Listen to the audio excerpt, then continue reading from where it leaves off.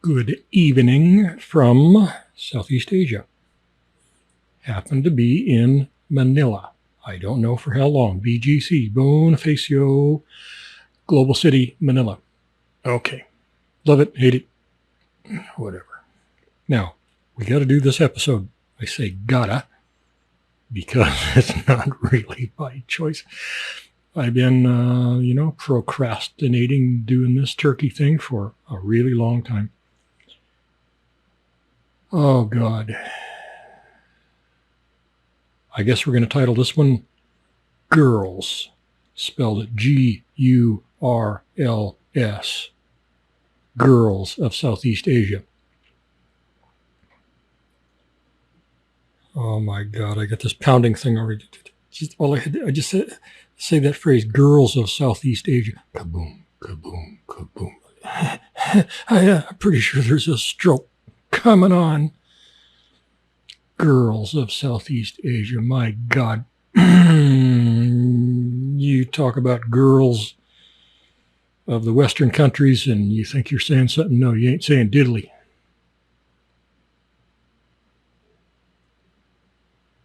I wish I didn't have to do this. God, jeez. Girls of Southeast Asia. That's the number one question that I get after a decade. Well, after our first month, that was the number one question I got. Everybody I knew wanted to know, what about the girls? Well, F the girls. No, not literally. Geez, the girls everywhere will drive you insane. Drive you to suicide and or homicide. Equally. The girls in Southeast Asia are 100 billion times worse. The problem with the girls in Southeast Asia is that they're beautiful. That's the problem. That's Western countries, not so much. Oh, God. Do we have to do this one? Girls of Southeast Asia. God. Long time ago when I knew I was going to have to do this one sooner or later, and I thought, oh, that'll be fun. That'll be a fun one. No. All right. In previous tapes, podcasts, we've gone through the girl thing a little bit. Now it's time to just do the whole girl thing all at once. Just get it out, just cough it up. Hairball. Get it out, just excise it. Just get it gone. Okay, now, we used to do these off of YouTube, and we put them on our server, and it was our server. We owned it. We could say any damn thing we wanted. It was fun, and I liked that. Now, since our server got maxed out, and we're not going to pay no $1,000 a month to, give you free content on our server, because we had like 2 or 3 servers going. They just maxed them all out. So now they're on YouTube, and now that means we gotta play nice. We can't say what we really, really think, and that's a disservice to you and to the public and to the world and to YouTube and to their advertisers, and because they've gotten so anal retentive that we can't say anything anymore. I saw a guy a while back, he was doing a podcast, and he was interviewing a prostitute, and the prostitute said the word pussy, and I thought he was going to have a coronary. Oh, God, we can't put that on YouTube. Oh, my God.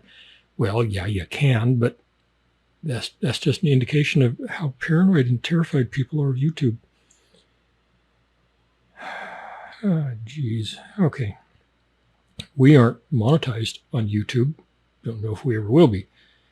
So, we put something bad on YouTube and YouTube bans us, all that means is that we got to put the stuff back on our server and pay to serve it. So, we're not really losing money except in that respect. But anyway, okay, girls of Southeast Asia. Oh. All right. The original ones of those were on, let's see, what were they? Retire Southeast Asia. There's a YouTube channel. It's our channel, Retire Southeast Asia. And we also have retiresoutheastasia.com.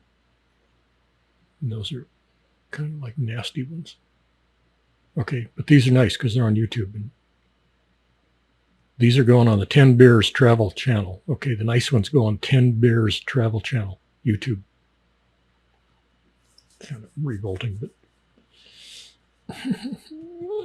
okay, all right. So there are two kinds of guys. No, three kinds of guys come to Southeast Asia. Three kinds of guys. Okay, let's just.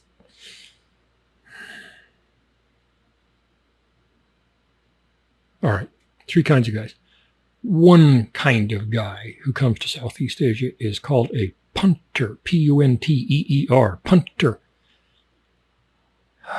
Jeez, I loathe those guys.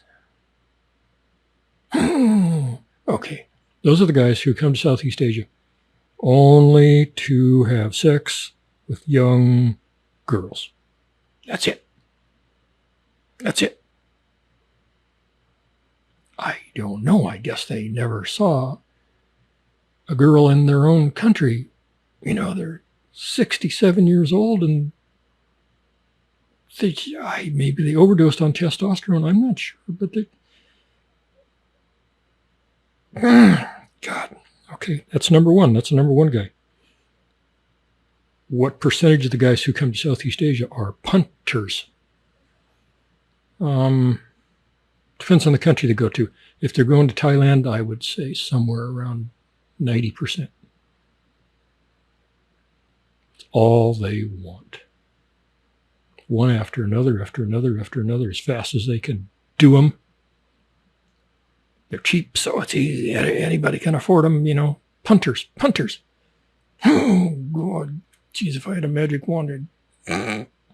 Okay. The other type number two, are the guys who come to Southeast Asia to find a girlfriend/wife, significant other of whatever description type. Those guys are fine by me.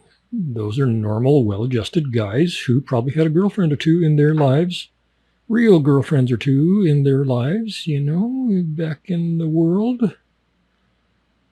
The punters, I don't think they ever had a girlfriend. I don't know what happened to them. Okay, whatever. All right. Type number two. In the back of their mind, or in the front of their mind, they're coming to Southeast Asia because they heard that there was a lot of pretty girls and the girls were easy. And maybe these guys are ugly. Oh, God, there's some ugly guys. There's some really ugly guys doing. No, never mind. And they got this idea that they can come to Southeast Asia and find a real girlfriend and or /wife. And they probably can, especially if they got a little money. Are the girls going to love them? Probably not. Girls going to love the money? Yeah. Okay. The other type of guy, type number three, are the guys who don't have any interest in girls at all.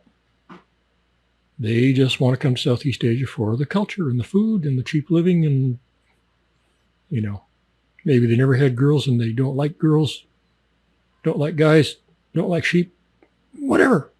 You know, they have no interest in that. They're you know, maybe their testosterone is gone, dried up. They don't care. Those are the lucky ones.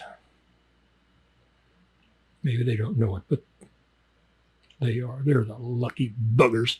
Okay. So you got your three types there. You know, it's like your three food groups, all right? Okay. I don't know what type you are. If you're going to Thailand, I know what type you are. If you're going to Philippines, that's about 50-50 punters and, you know, nice guys. The rest of the countries, yeah, I mean, nobody goes to Laos for the girls. Nobody goes to Burma for the girls. Not too many anyway. Nobody goes to Vietnam for the girls, although the Vietnamese girls are, to my mind, the prettiest girls in all the world, in all of Southeast Asia. But guys don't normally go to Vietnam to find girls. They go for the culture. You know.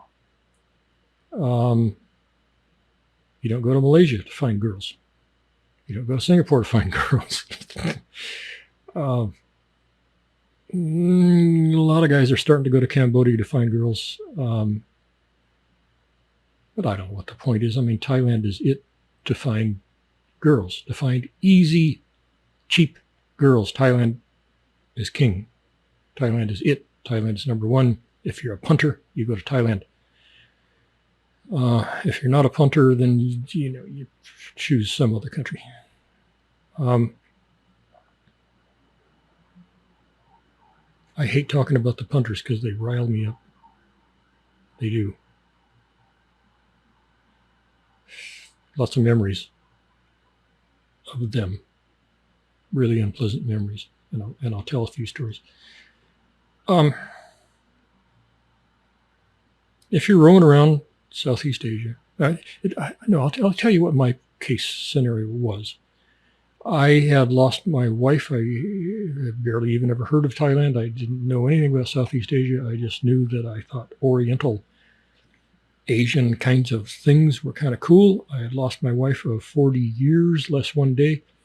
I had a lot of money. I needed to get as far away as I could from the scene of that. It was lung cancer, by the way. And I did pin the tail on the map. I literally did that. I pulled up a map of Southeast Asia, and I just closed my eyes and did my finger. I went around and around and around, and there, that's where I'm going. And it turned out to be Thailand, probably because Thailand was the biggest country in the center of the map. And that's whatever. I was, I didn't want to, point to a place in the middle of the ocean. So I went to Thailand, and I had no interest in girls at all. I was lonely because I had had a good partner for 40 years. I was lonely, but it wasn't the kind of loneliness that any girl could cure, except my wife. No other girl is even going to scratch the surface of that. So I had no interest in girls. Maybe a cat would have helped. I don't know, but I just went to Thailand and I moped around. Girls talked to me constantly all the time, and they didn't even really exist. I would glance at them and didn't even really see them. I just looked through them. A lot of guys probably in that position. Now, if you're type 3, what are you even listening to this for? Just go away, God. Go. If you have had or have no interest in girls whatsoever, then, nothing to see here. If you are type 2, if you are the guy who has some idea, big idea or small idea or whatever, that you want to go to Southeast Asia and find a quote unquote good girl and be her boyfriend or her husband or whatever and stay together forever and ever and all that stuff. Okay, let's talk about you guys first. Can you do it? Yeah, you can. It doesn't matter if you're good looking, doesn't matter if you're ugly, doesn't matter if you're old, doesn't matter if you're sick. Is that bullshit? No, it's not bullshit. It's the truth. There's probably going to be a higher incidence of you finding real, true love if you're a 35-year-old guy with money. there's that word.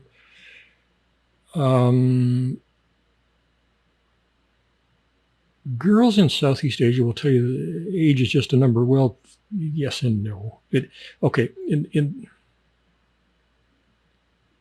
I was talking to a girl in a restaurant one time, years and years and years ago, in a western state in the U.S. And she was saying how she wanted to find a boyfriend. And I had 25 years on her. And I was married, and it was not something that interested me. But I knew a guy who was really, really lonely. And I said, geez, you should meet my friend, He's a nice guy. I've known him for all my life. He's a nice guy. He really would like to find a nice girlfriend. And she was probably late 20s. And she almost jumped back from the table, and she looked at me really suspiciously and a really nasty look in her eye, and she said, well, how old is this guy? And I thought, oh, that's an issue. And I lied. And I said, he's 30. I think he was 34, 35. And I just picked up on, this is going to be an issue. And stupid thing to say, but I said it. I said, he's 30. So that would have made him like probably 2 years older than her. And I just let that ride for a minute. And I thought, okay, well, that's I dodged that bullet, in this conversation. And her demeanor didn't change. Oh, he's 30. Oh, no. I want a man my same age. Okay, lady, you're 28. You're fat. You never were pretty. Maybe the first 2 weeks. We have a really vulgar thing. Men have a really vulgar thing that they say. Okay, now I'm going to say it on YouTube. I'll probably get banned for it because you get banned for pretty much everything on YouTube. I'm going to say it anyway. This really vulgar thing that men say. And now women have their share of vulgar things. Okay, so shut the hell up. I know there's women and wives watching this. I know I can see you back there. You're like in the closet with the door cracked, your significant other is watching this nasty bad thing, but you want to see what he's going to learn. Okay, all right. So we have this nasty thing we say. Most girls, women, females, they're born, they have a childhood, they go teenage years, they go into their late teens, their 20s, their 30s, their 40s, their 50s. Okay.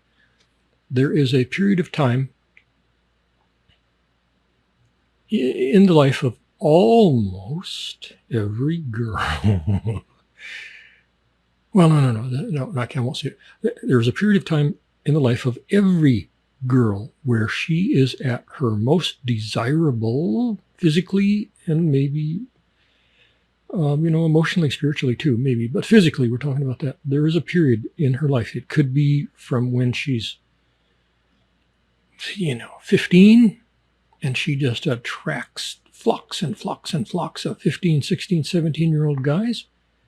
And at some point that'll end, that cuteness is going to end there, ladies. I'm sorry, it's going to. So maybe when she's 15, she's hit that beginning of that window. And then by the time she's 39, the window's kind of closing. Or some other age. So some girls have a short window. It's like from 17 to 22. That's all they get. They get 5 years, That's it. I'm sorry. Talk to God. I didn't do it. Some girls get longer. Now, we guys, we know when this window starts and we know when it closes. You don't. You suspect. Instead of getting, hit on 29 times a day, when that window starts to close, you see the hits going down, and pretty soon it's 18 times a day you're being hit on, and then it's like 12 times a day, and you're thinking, wait a minute, oh, I got to do my hair different. That makeup's not working out, Oh, am I fat? Okay. The window's closing, that's all it is. And you can extend it, Some women do, some don't. Some can, some can't. Okay. But we have a phrase for that window. It's a horrible, nasty thing. I've never said it in my life. This is the first time I've ever said it. I'm just going to, premiere this on YouTube. First time in my life I've ever uttered this phrase. But that period when women are at their peak is called,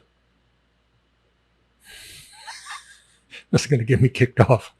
I don't care. You want science or not? Damn it. It's called the window of It's really hard because I never said it before. Fuckability. The window of fuckability. Okay? So, some women, that window is long. Some it's short. Window of fuckability closes pretty early for some. And guys have the same window. It's just with guys, it lasts, pretty much their whole life. That's all. 60, 70, 80 years. Girls get 5 years. Guys get 60 years. It's just God's joke, okay? And mine also. It cracks me up. Now, why the hell did I bring that up? It's because in the Western countries,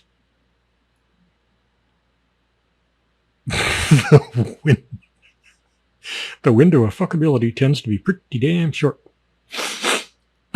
Okay. In Southeast Asian countries, it tends to be longer. Okay. I don't know. It has to do with genes, has to do with diet. Exercise has to do with things like that, okay? Let's see, W-O-F. Yeah, we don't have to say that nasty bad thing anymore. We can say W-O-F. Geez, I didn't want to do this podcast. I really didn't. I still don't. How can I get out of it? If I have a stroke, that would get me out of it, right? Just keel over right here. The camera would just show the top of my head until the disk drive filled over, and I wouldn't ever have to say all this crap. Okay, so if a guy wants to have a girlfriend or whatever that he's physically attracted to in the Western countries, he's got a pretty short time to get one, and then he gets married, has 2.3 kids and a split level and 2.4 cars and 3.1 cats and everything's hunky-dory. And then all of a sudden, sometimes it can happen really quickly, over the span of 6 months, that WOF closes. And the guy wakes up one day and he rolls over. Oh, what the hell happened? Stick your finger in a light socket. What the hell happened to you, girl? G-U-R-L. And she's thinking, I don't know, honey. Okay. So anyway, guys like attractive girls. I'm sorry, they do. I'm sorry. It's a terrible thing. They should all be shot and killed for it. Period. I would do it for you, ladies. I don't have enough bullets, but I would do it just for you. All right. So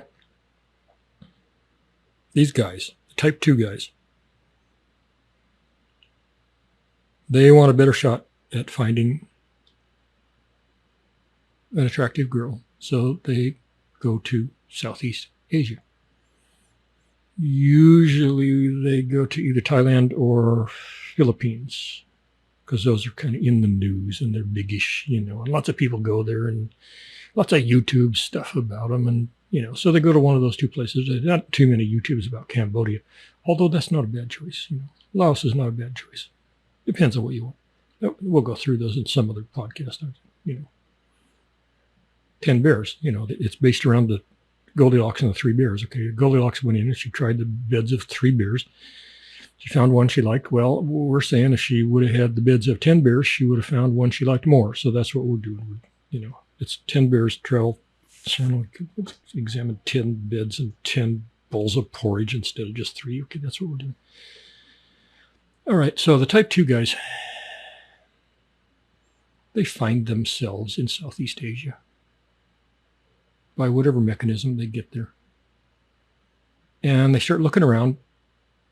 If they went to Thailand, they're screwed. They're stupid. If they want to really have any kind of meaningful relationship, and they accidentally went to Thailand, they're screwed because it's almost not going to happen.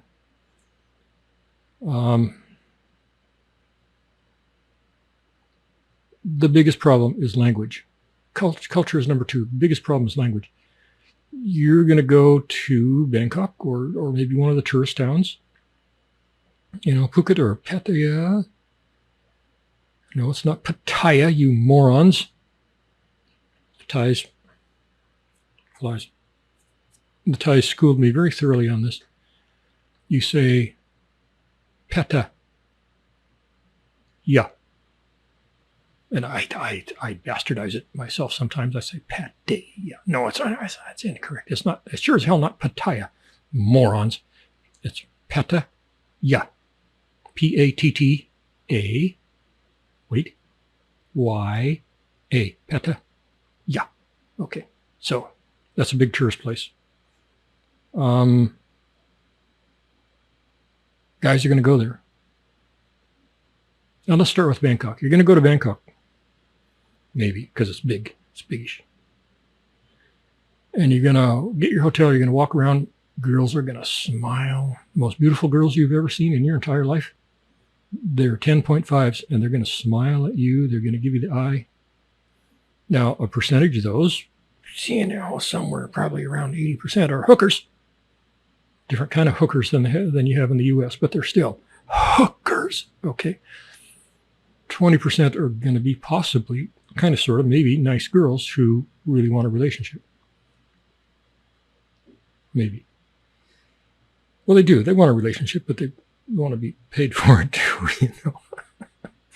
Okay, so you're going to see this. You're going to be sitting in a restaurant, or you're, going on a sky train or something, and the girl's just going to hit and hit and hit and hit on you, and you think, oh my God. Wait a minute. I can't even talk to him. What the hell? I can't say, hey, baby. Sasti Krab? No, you don't even know that yet. So after a minute, she's going to get tired of smiling at you. She's going to go smile at some other guy, and you're just going to be sitting there with your head spinning, thinking, what the hell? How did I screw that up? Well, it's because you don't know the language or the culture, but the language especially. If you know the language, you can wing it through the culture. So you're going to repeat this experience again and again and again and again and again, all through Thailand. Doesn't matter where you go, Bangkok, whatever. Yes, you can go to Pattaya. Oh, God. Geez, I want to slap these guys when they say that. You go to Phuket, you go to some other places. And you don't have to speak Thai there. That's because they speak English. Why do they speak English? Because they've been boinked by 10,000 English guys.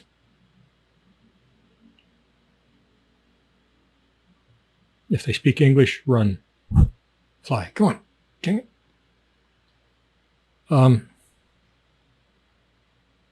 If they're college educated, they're going to have some English, but they're not going to be fluent. They're going to pronounce everything incorrectly. If they're nailing certain phrases, run. Because they're just hookers. Period. Suck it up. So you go to these tourist towns, that's all you're going to get. You're going to get hookers. That's all you're going to get. That's all you're going to get. And they're not going to make a good girlfriend. They're not going to make a good wife. Believe me, been there. Voice of experience. How many girlfriends did I have in Thailand? Was there a decade? How many girlfriends? Was I a punter? No, I never was a punter, not one time, not ever. Every single girl that I met in Thailand, or anywhere in the world for that matter, I had hopes and dreams that this would be the one. Sadly, it never was. But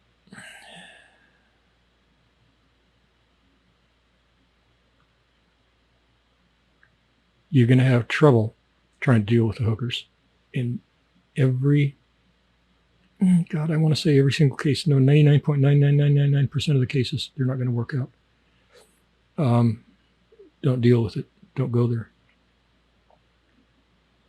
But these guys, you perhaps end up in these tourist towns because you were told that they speak English there, which is what I was told, which is why I ended up in several of them.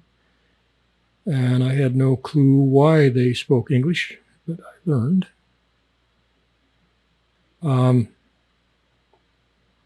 You're almost certainly not going to find a meaningful, real, true relationship in Thailand unless you got 3 years of intensive Thai language study before you ever get there. And you better learn it from a Thai so that you can pronounce things correctly. You learn it from a Russian or an English person, and they're going to screw up the pronunciation, and you're going to go there and nobody's going to understand you. You're going to be saying the correct words, but they're not going to understand you.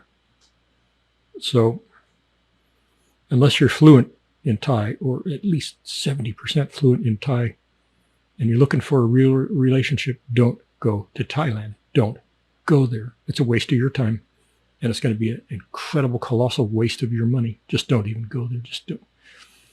If you're looking for a real relationship,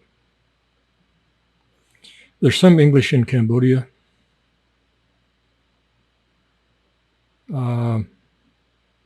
Cambodia is really, really poor, and the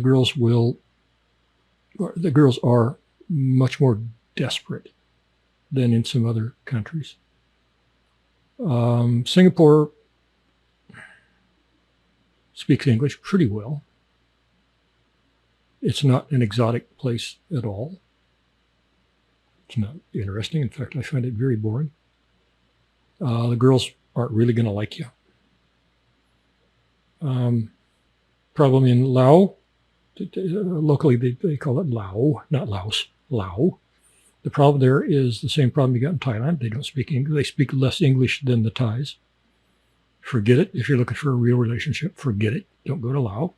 Don't go to Burma. What do they call it now? They call it some other stupid thing. Don't go to Vietnam. Malaysia, no. Muslims don't like you. If you're not going to convert, no, not Malaysia. Philippines, that's what you got. You got Philippines. The English in Philippines is not nearly as good as they think it is, and not nearly as good as they want you to think it is. But it's better in Thailand, and it's to some degree it's westernized. There are plenty of scammers, bad girls in Philippines. There are not nearly as many hookers in Philippines as there are in Thailand. Not nearly as many, but there are more scammers in Philippines than there are in Thailand, and that's pretty hard to choke down. But by the same token, there are more good girls. So our running thing was always, how'd it go? Thai girls for fun, Pi girls for marry. Pi is Philippines, Pi, P-I, or P-H-I-L. Thai girls for fun. That's all you're going to get. It's going to be cotton candy. It's going to be unfulfilling. It's just a waste of time, believe me. The number of girlfriends I had in Thailand did not reach 4 figures.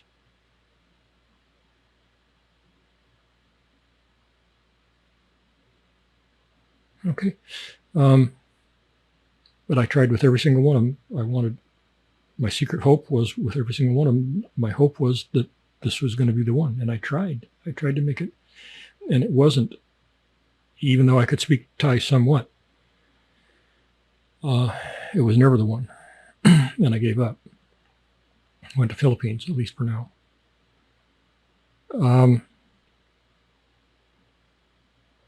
Philippines is all you got. That's your option. If you're looking for a real girlfriend or a wife, Philippines. That's all you got.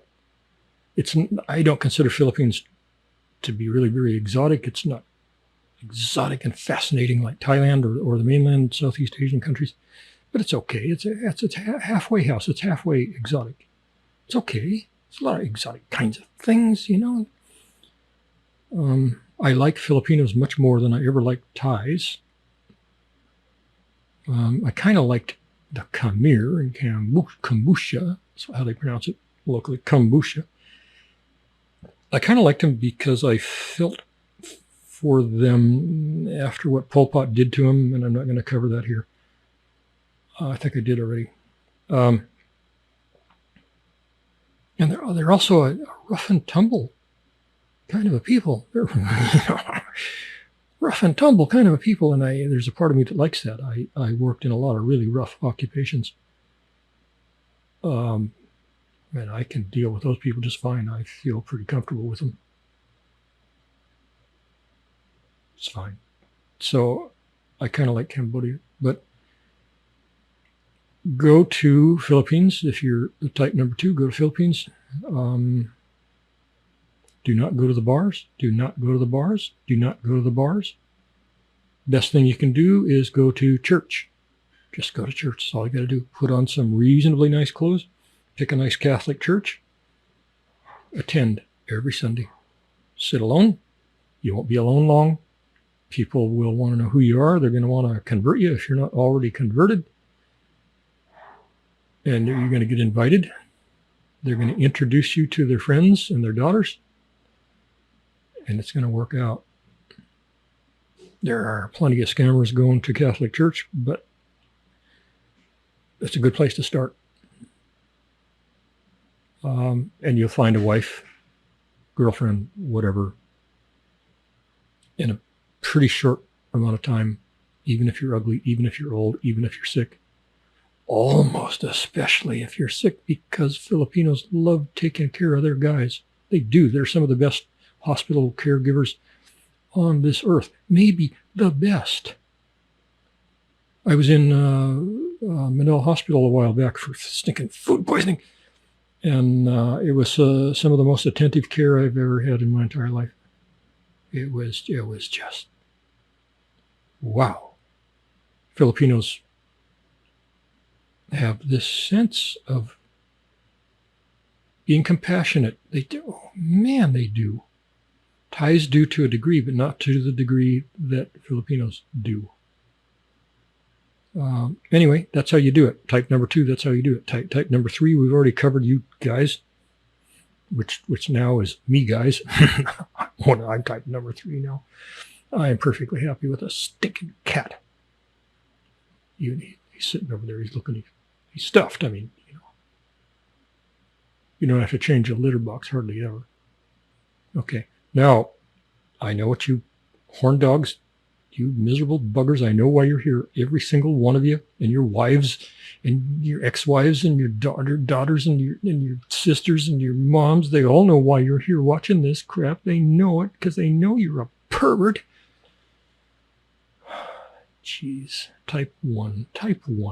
The punter. God dang it. In Singapore, they cane people. Okay. I like to cane the punters. Why? Because they don't respect the girls. How can you respect a prostitute? If you have to ask that question, then F you. Okay. So we're going to talk about type 1. Now, if you're type 1, the reason you went to Thailand is because somebody told you to go to Thailand, and the reason they told you to go to Thailand is because they knew you were a punter, and they knew you'd be happy there. So you landed in Bangkok. You don't want to stay in Bangkok. Bangkok has a bar area, a couple of bar areas. They're pretty crappy. I spent time in them. Every time I had some friend, whatever, from the U.S. come to Thailand to visit me, they didn't want to go to the really glorious wild places in the tourist towns. They wanted to go to the wild places in Bangkok, which are frankly not that wild. Nightlife in Bangkok is okay, but it's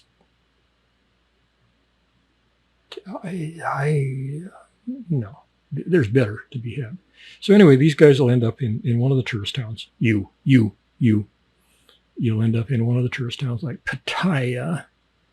God, I'm going to slap the next sucker right here. Jeez, or Phuket. Phuket is it's a town for younger guys. It's really expensive. 10 years ago, I was paying $7 for a cup of coffee, black coffee, $7 in Phuket. That's where they had the big tsunami, killed 47 million people, whatever it was. I stayed in hotels down there that were partially washed away. No, it's not funny because it killed 7 million people, but anyway, that's Phuket. PHU, was it CKET or something like that? Don't be a stupid ass. Don't be a stupid moronic ass and say fuck it. It's not fuck it. PH is not F in Thai language. Phuket. The H just means you pronounce the P with a bit of breathiness. So instead of saying Phuket, you say Phuket, like that. That's all the H means. It just, God, it's not fuck it. Gee, God, I hate that. And the Thais will slap you silly for saying that too. Anyway, you're going to end up in one of these tourist towns. Phuket is a little too upscale for me. I don't like it. It's a little too raucous. The crowds are a little too wild. The Thais, lots and lots of Thais in Phuket will be pretty obvious. They don't like you and they don't want you there. And I don't blame them a bit. The biggest tourist town in Thailand probably is Pattaya. It's a sleazy, dirty, nasty place. Kind of like a Sodom or a Gomorrah, or the two put together. Yeah, they speak English. And you're going to think you died and went to heaven, because everywhere you look, there's a beautiful, gorgeous 10.5 smiling at you, kind of motioning with her eyes. Can she come and sit with you? You know, even in a restaurant, whatever. And all you got to do is smile back, and she's in your lap. In the thumbnail for this thing, there's a picture of the backside of a girl. And the cheesy headline is something like that. You can have this girl forever, I guarantee it. Something like that. And it's not bullshit. It's not clickbait. It's absolute God's truth. I knew that girl. Yeah, she was a hooker. She didn't really want to be a hooker. She was kind of okay with it. But she also, 50% of her wanted to be taken care of by a nice guy and give up the hooking bullshit. Hookers in America, do they think like that? No. They're hookers. They're hookers, period. That's all they are. In Southeast Asia, the hookers in the U.S. are hookers by choice. Hookers in Southeast Asia, somewhere around 85% of them are hookers that are forced into it, not by choice. They didn't want to do that. Some of them, when they get into it, they develop a taste for it, and then they kind of want to stay in it until they're old and the WOF has closed and they don't get any customers anymore, and then they just keep on doing it anyway. Instead of getting 3 customers a day, they're getting 2 a month because the WOF has closed. But anyway, you're going to go there and you're going to go around to the restaurants. Well, you can't spend whole days in the restaurants. Too damn hot to go sit in the park. They aren't in the parks anyway because too damn hot to sit in the park. And there's really no other place to go except the bars. There's bars everywhere. They're mostly open. 1 side, 2 side, 3 sides, open to the elements because it's hot. And you just pony on up there and sit down and order whatever, cheap. And the girls will come to you one by one, introduce themselves, talk to you. And a very large percentage of them are hoping you're the guy. You're the man. You're the one that's going to take them away from that stinking bullshit. Not all of them. Plenty of them just want to fleece you, get your money, and then come back to the bar 2 hours later and laugh and shriek and giggle about how tiny your cock was.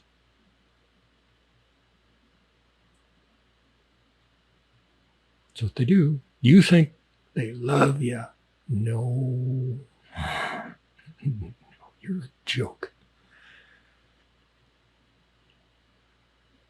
Plenty of them will go throw up in the bathroom after they're done.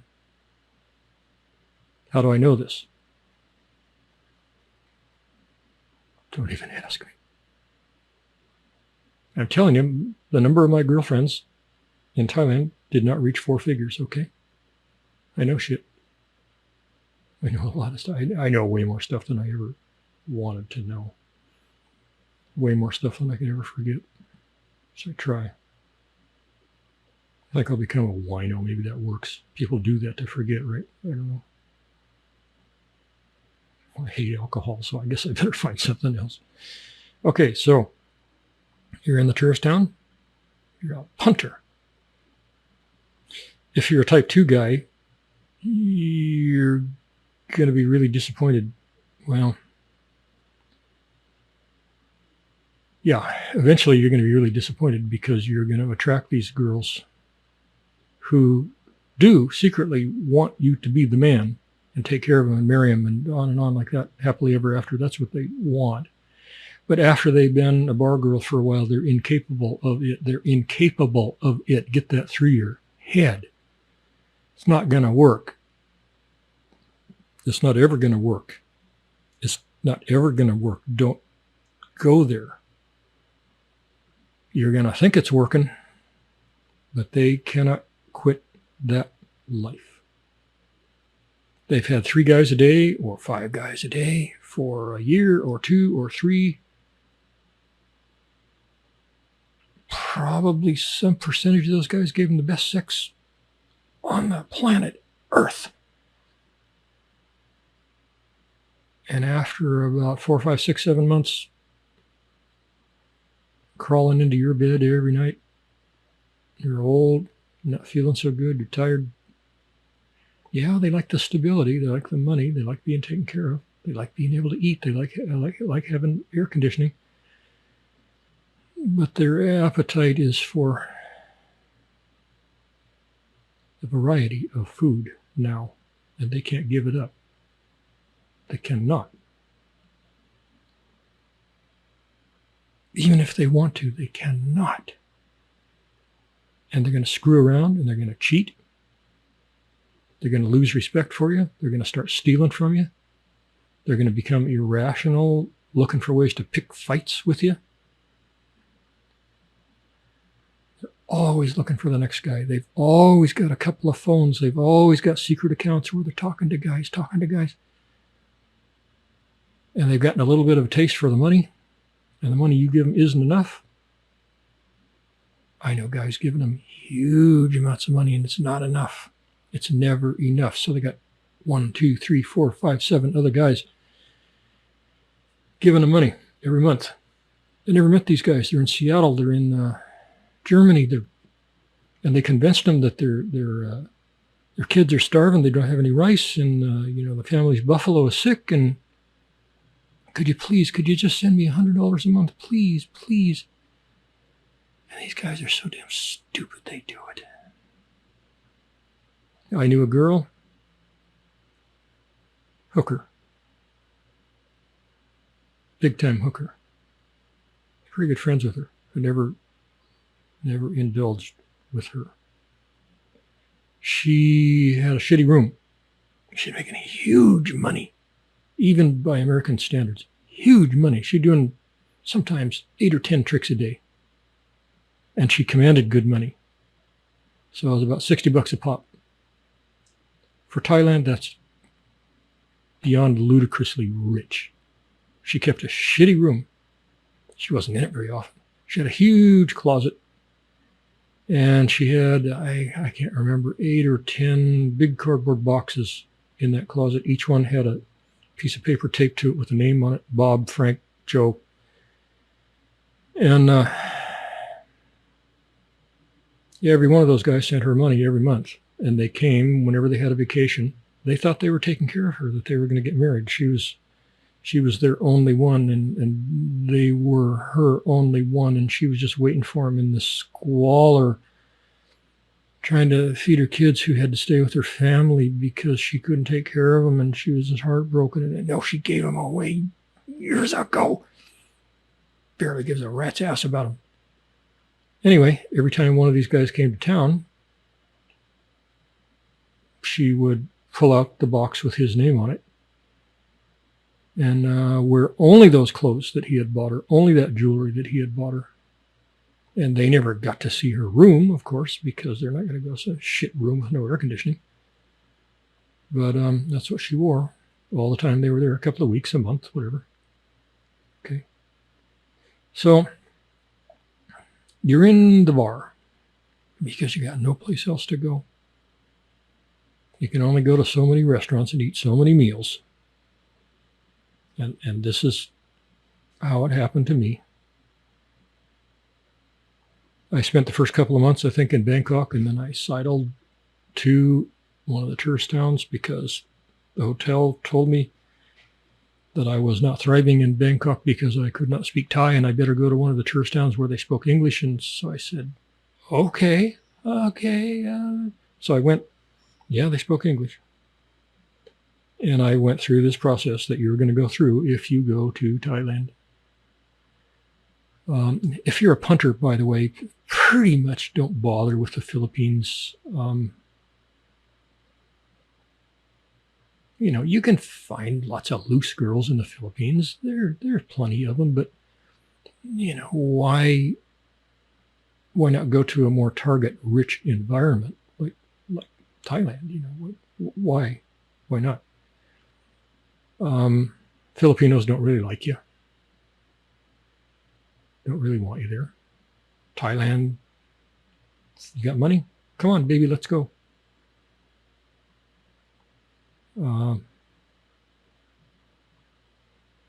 So I was in Bangkok for a couple of months, and they finally convinced me to go to this other town. I did. Got a hotel, prepaid for a couple of months. I had a retirement visa.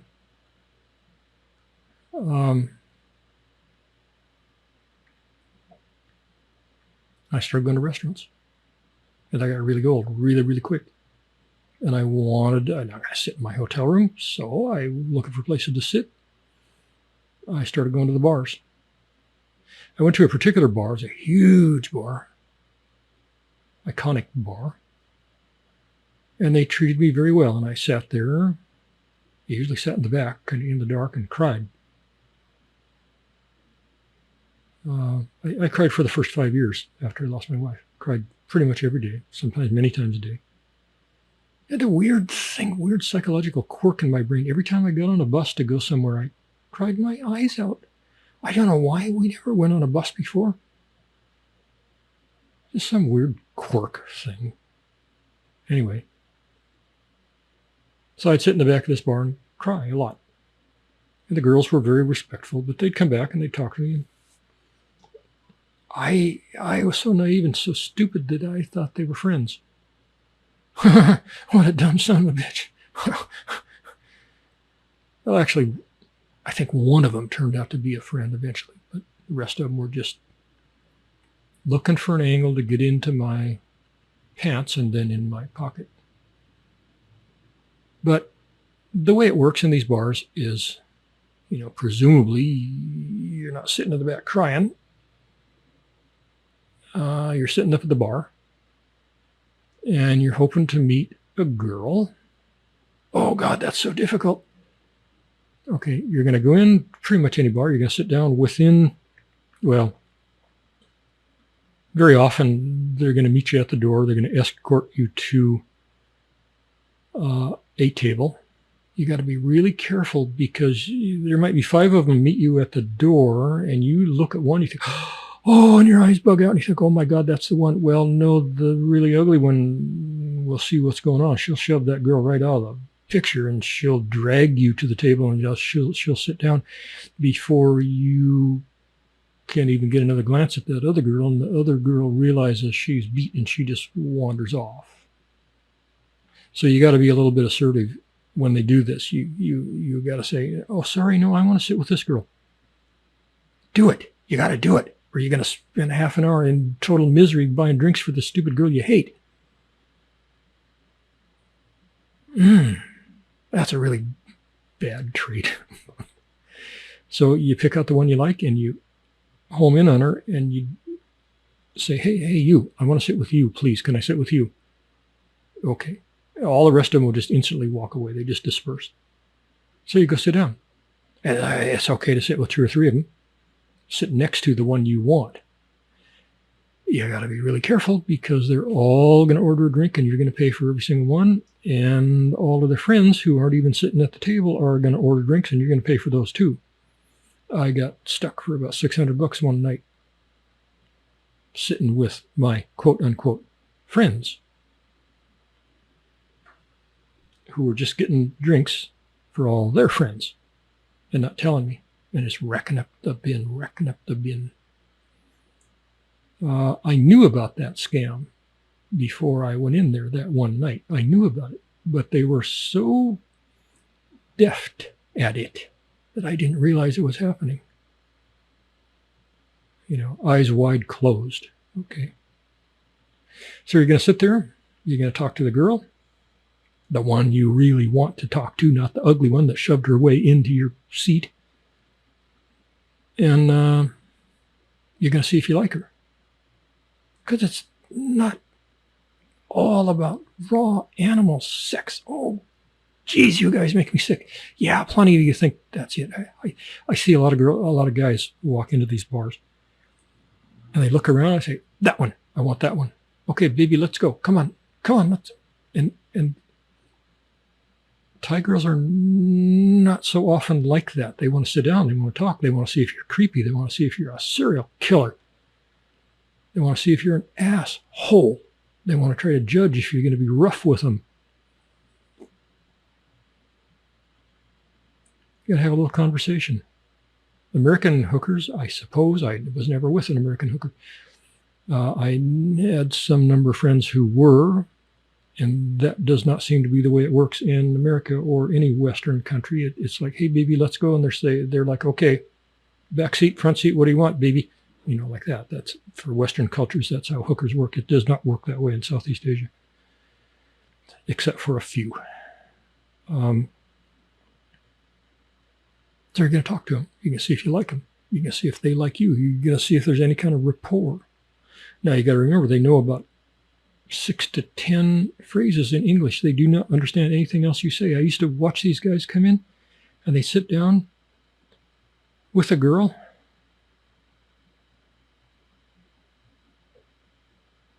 and they ramble on about their life and their business and their whatever, and the girl is sitting there like this, Oh, God. And I've seen him do this for a freaking hour, and the girl is, yeah, I heard you, baby. Yeah. Okay, don't be one of those morons. You talk, you see if there's a rapport. If there isn't, you don't buy another drink. You say, okay, well, thank you for a nice time, but I want to talk to this girl over here now. That's what you do. I don't care if it feels rude to you. That's what you do. And they go through this 1,000 times a day. They know the score. And they'll just say, okay, thank you. Maybe another time, and they'll walk away, and you motion for the other girl to come over. That's what you do. Now, remember that the majority of these girls want you to be nice, and they want you to fall for them and love them. Okay, so why are they going to bed with you in the first hour?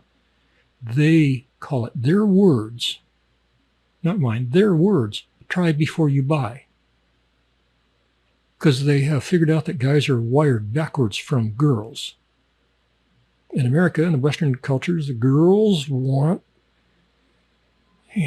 stuff first before they go to bed. Guys want to go to bed, and then they worry about stuff later. Girls are the opposite. Okay, Southeast Asia, they figured out that guys' backwards little brains are wired like that, and so they just accommodate it. They say, okay, let's go to bed. And then later we'll talk about, a relationship. But that's how the guys are wired. I don't know which is better, but they will tell you, okay, it's try before you buy. You try me, you like me. And then we'll talk about, do we have anything going on that can be a real relationship? That's how they are. And guys are going to be delighted by that because that's how they think. Man, I got this one little fly. I'm going to kill him. Man, okay. So you sit and you talk for a while. Bare minimum 15 minutes. Bare minimum half hour, an hour is better. I would spend whole days and whole nights in those bars just talking, and it never occurred to me to take one to bed. No, I was still crying. I just talking, and it pissed them off. They thought, what kind of weirdo are you? Are you gay? And quite a few of them asked me if I was gay. No? Why do you think I'm gay? Well, because you never take any ladies. Well, I don't know. I don't feel like it. What's it to you? You know, I buy you drinks. I give you tips. Yeah, but we want to go to your condo. You know, and they do. They want to go to your condo because they want the money they're going to get from sex, and they like the lifestyle of being in a nice 4 or 5 star hotel for a night or two. They like to talk to you. They like to get attention. It's a win-win for them. And they're always hoping, is this guy the one? Is he the one? So they wanted to go to my condo. And I just had zero thought about that. Just for a really, really long time, I had zero thought about that. It was not in me. Why do you want to go to my condo? Man, I finally had one occasion. I'd probably been going to one bar for, man, I don't know, probably 6 months after I got out of Bangkok, probably 6 months in this one bar. And this one girl, bar girl, she just came up. I had never talked to her before. She had seen me with all the other girls. And she just came up one night and said, I want to go to your condo. And I said, no, I'm sorry. No, I don't want to. No, I'm very happy to go alone. And she just kept on it. I want to go to your condo. I want to go to your condo. She went on for like 40 minutes like that. And she cried a little bit. She said she's very lonely. And she thought I was very nice. And I said, look, okay. Here's the deal. Okay, you can go to my condo. I have 2 bedrooms. You're going to sleep in the other one. I'm not going to pay you. We're not going to have sex. I'm not interested in sex. You know, if you just want to come, you can watch some TV. We'll have some snacks. We'll order a pizza. Just want to hang out? Okay. And she was all happy, skippy, clapping. Okay. So she went to my condo. And she turned into about a 1.5 year girlfriend that I did not want. I liked her as a friend, but I didn't like her as anything else. And she was not letting go. She was one of the very, very, very, very few who was marriage material. Probably, man, I maybe met 2 that decade in Thailand that were potentially marriage material. She was one. I finally got her married off to an Australian guy, and she's happy as hell. So, but you, the punter, you're going to sit in the bar. You're going to talk to the girl of your choice, not to the girl who shoves her butt onto the seat that you don't like. No. You're going to talk to the girl you like for a while. 30 minutes, 45 minutes, an hour. Buy a couple of drinks. Spend some time. They're going to know enough English phrases that you can kind of get a sense of their personality. A little bit. Not very well, but a little bit. And then, if you decide you want her to go to your condo, your hotel, whatever, you just ask her politely, would you like to go with me? And if she says no, say, okay, thank you, sorry, next. If she says yes, yeah, I want to go, we can go. Okay, what do? You have to pay a bar fine.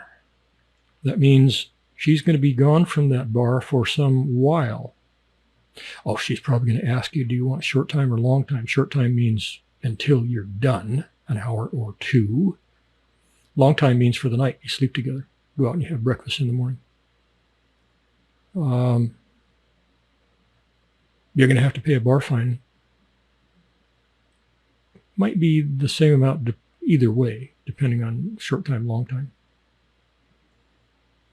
It's going to be like $9, in a big titty bar, might be $20 for the bar fine. That just goes to the bar, doesn't go to the girl. It just goes to the bar to, their logic is that it compensates them for being short one girl for some period of time. It's just scammy shit. So you're going to pay the bar fine, whatever the bar fine is. You pay that to the bar. You pay that when you pay your drinks. Your bin, check bin, kep tong. Check bin. You can say check bin. They all know check bin, but it's kep tong. Kep, pay, tong, money. Pay money. Okay. And nobody's going to look at you funny. Nobody's going to snigger. Every girl in there is going to do that 1, 2, 3, 4, 5 times a night. It's life. It's just life. That's how it is. Okay, you're going to pay the bar fine. And then the girl's going to go, once that's paid, the girl's going to go gather up some little things she needs for short time or long time. And she's going to say, okay, ready? And you're going to go. If you're an asshole, you're going to take her on your motorbike, or you're going to put her on a motorbike taxi. If you're a cheap Charlie asshole piece of shit, that's what you're going to do. If she's wearing a nice dress or something like that, or if it's raining, whatever, you go in a cab. You go in a real cab, And you go to your hotel and whatever. Maybe you go have dinner. I would always take them to dinner. Nice dinner, usually a really nice dinner. And go to the hotel. Now, if you're a punter, like I was not, you're going to get in the hotel, you're going to rip their clothes off, and you're going to do whatever you want, and they're just going to say, okay, baby, you do what you want.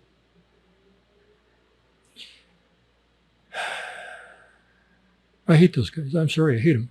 I hate them. In the beginning, first couple of years, I didn't think too much about them, but I saw how depraved they were and how disrespectful they treated the girls. And I got to be close friends to quite a number of the girls, and I saw how they felt when they came back from having been with a punter. Yes, they're prostitutes, but my heart ached for them. I'm sorry. I want to punch some of these guys out. No, I don't mean I just sort of felt like it. I mean I looked for opportunities in dark soys to do it because they were such freaking flaming assholes to the girls. Oh, jeez. Please don't be one of those guys, because other guys there will kill you. They will kill you. People, not everybody in the world thinks you're cute like your mommy thought. Guys will kill you. Russian guy walks into a bar. You, baby, let's go. She said, no. He grabbed her by the throat, held her up against the wall, lifted her off the floor, choked her to beyond passing out. Australian guy watched it. All the other bar girls are beating on his back, screaming, crying, let her go. And she's out, she's gone. She's dead in another 20, 30 seconds. An Australian guy walked up and temple punched him. The guy was dead before he hit the floor. He was out of jail the next morning. Everything was fine. Back to the same bar. If you're one of those guys, that's very possibly what's going to happen to you, because people are sick to damn death of it. And that's what should happen to you. Get them off the earth. So, anyway, if you're a nice guy, like I was, sorry. No, I'm not sorry. Happy. I would take him out to dinner. We'd go to my whatever condo. Maybe take a bunch of snacks, watch some TV. When it was time to go to bed, we would go to bed like a married couple. In Thailand, you shower twice a day, in the morning and at night. She would shower before she comes to bed, and you better too. And you go to bed and you have sex or you don't. Sometimes you just don't. Sometimes you just talk. It was a big thing with a lot of Thai girls. I don't know if they do it with all guys. They sure as hell did it with me a lot. They wanted to pour out their heart and soul and tell me every single detail of their entire lives. Sometimes they'd cry about what a horrible life they had had. And that was just fine. I would just listen to them. Hold them, talk a little bit, listen, mainly just listen. And that was fine. We would just fall asleep like that. You still want to have sex in the morning? Have sex. It's generally considered, if you take a girl a long time, then you can have sex twice. If they like you, if they really like you. You have more than that. Sometimes after the first night, they'll pay their own bar fine the second night. They just hang with you. Sometimes they'll go with you for free. If they like you, if they think there's a possibility of something really developing there, they'll go with you for free. How much are you going to pay them? Okay, in the tourist towns, a lot of times they'll start up in the titty bars, in the high-end, loud music, romping titty bars. They're going to want 3,000 baht. That's going to be $100.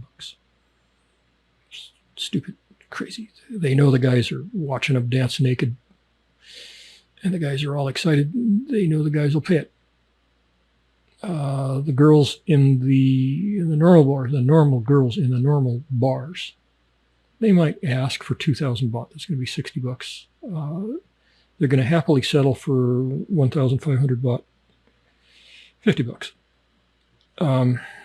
If they really like you, but they got to pay their rent, it's going to be 1,000 baht. Lots of them would go with me for 500, 800 baht. You're going to go only with the girls in the bars, because if something bad happens, you get recourse. You can come back to the bar. You can come back to the mama-san. And the mama-san will sometimes, fairly often, depending on the mama-san, she will straighten it out. She is the bar girl manager, usually an older lady who is just too old to be a bar girl anymore. And if you have a problem with one of her girls, they'll fix it if they can, if they possibly can. They don't want the reputation of the bar going sour. So when the girl is leaving, you're going to pay them their however much money, whatever you've agreed on. You can take them for a day or week or whatever you want.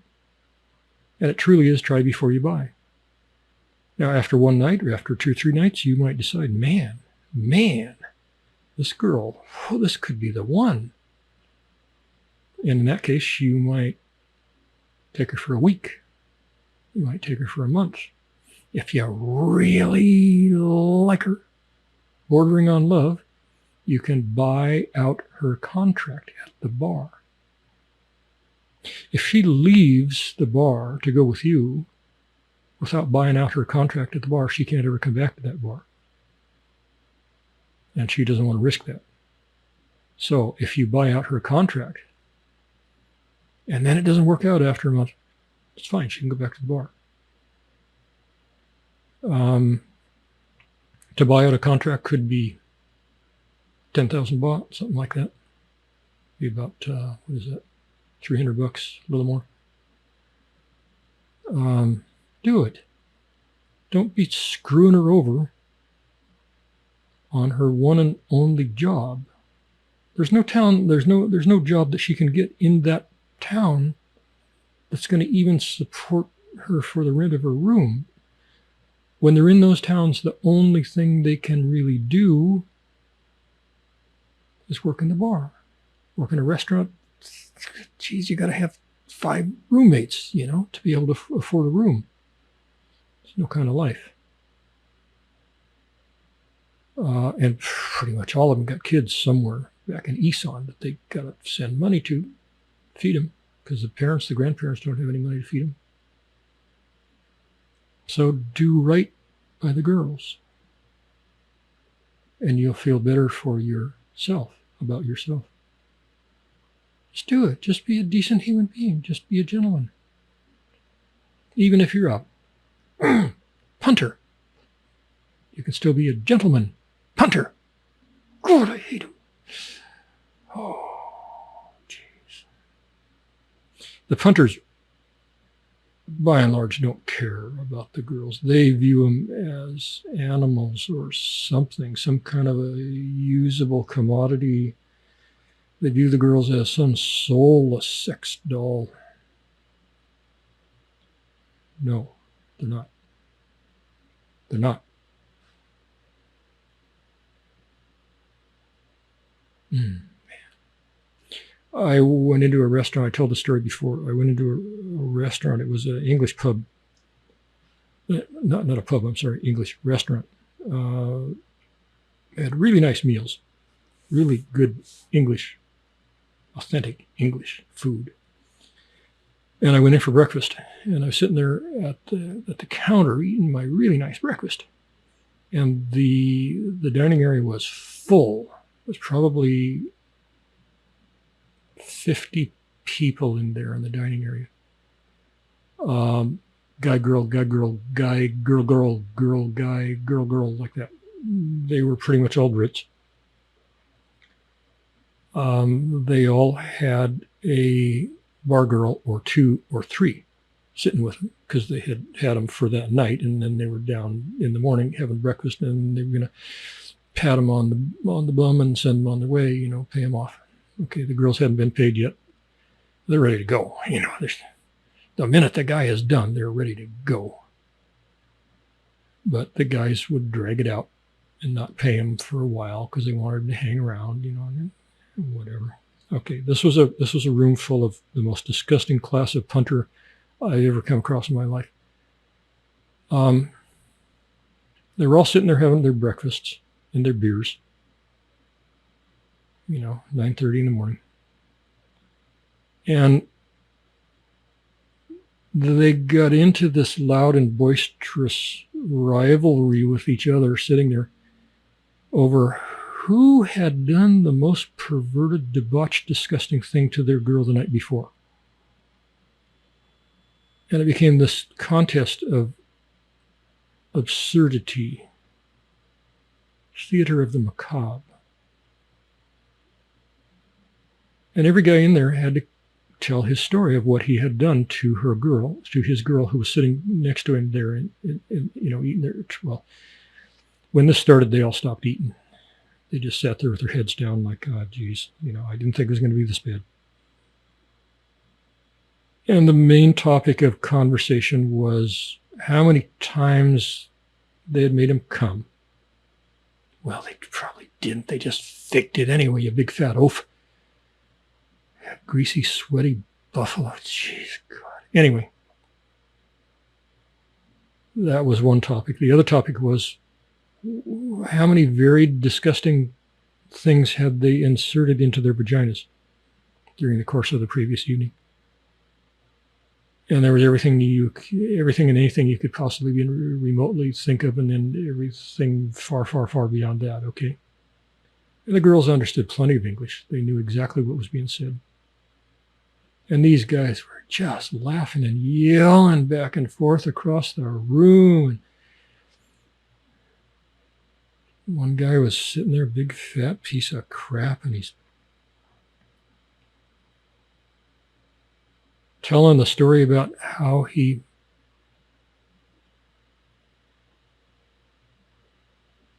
inserted the chair leg into the girl who was sitting there next to him. Made her come 5 times on the chair leg. Well, no, he didn't, but that was his story. And she just sitting there, I swear to God, she was crying. And I almost walked over and knocked that sucker's teeth out. I knew if I did that, every guy in there would be on me and they would make up some story. Well, they wouldn't have to make up a story because I would have initiated. I would have gotten one guy. The rest of them would have got me, but I would have gotten the one guy and he'd be going to the dentist, the oral surgeon, for a long time. Except I'd be paying for it unless I could run really fast. This went on for 30 or 40 minutes until I ended up leaving my breakfast. And I was going to say something to him. I stood up in front of this group after I paid.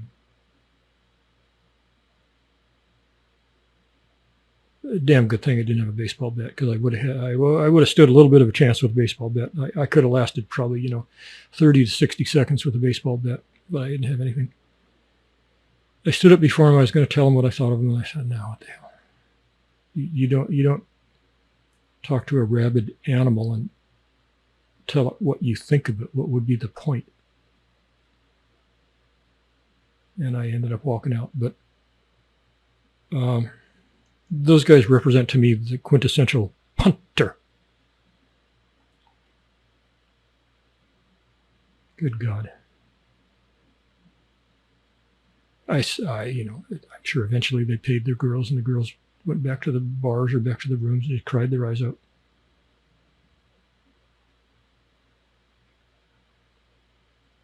Oh, geez. Okay.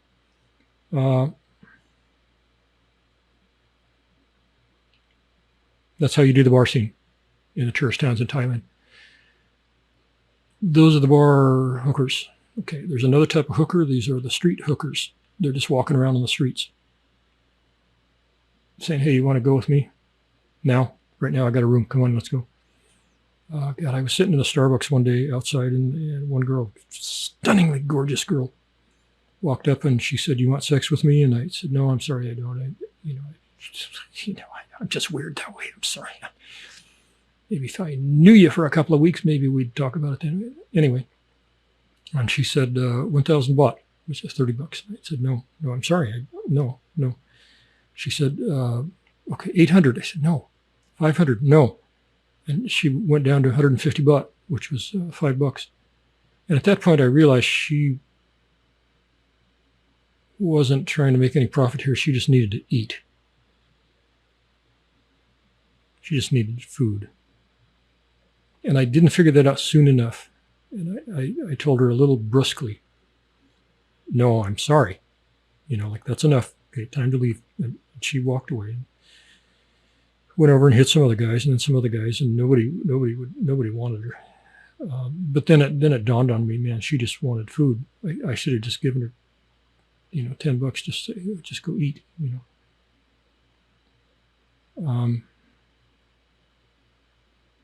Those are the street girls. The street girls are the ones who probably have a drug and or drinking problem. They are not responsible enough to show up in the bars. They got fired, they got banned, they got 86, they got blocked. They have no choice but to stand on the street corner. That's a rough class. You don't want to deal with them.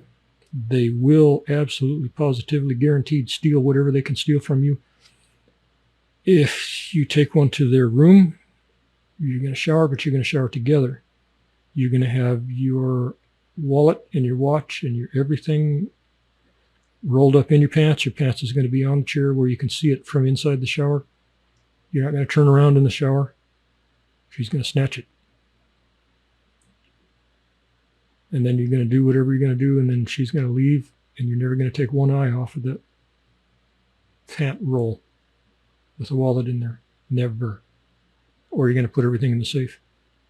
The cheap rooms that the girls have don't usually have safes, and they often have ways to get into them if it's their room anyway. So, they're going to be really cheap. They're going to cause you trouble. How often? What percentage of the time? I don't know. 50%, 60%. If you come off as a, straight off the banana boat, you're going to have a lot more trouble because they're going to know you don't want any problem with the police.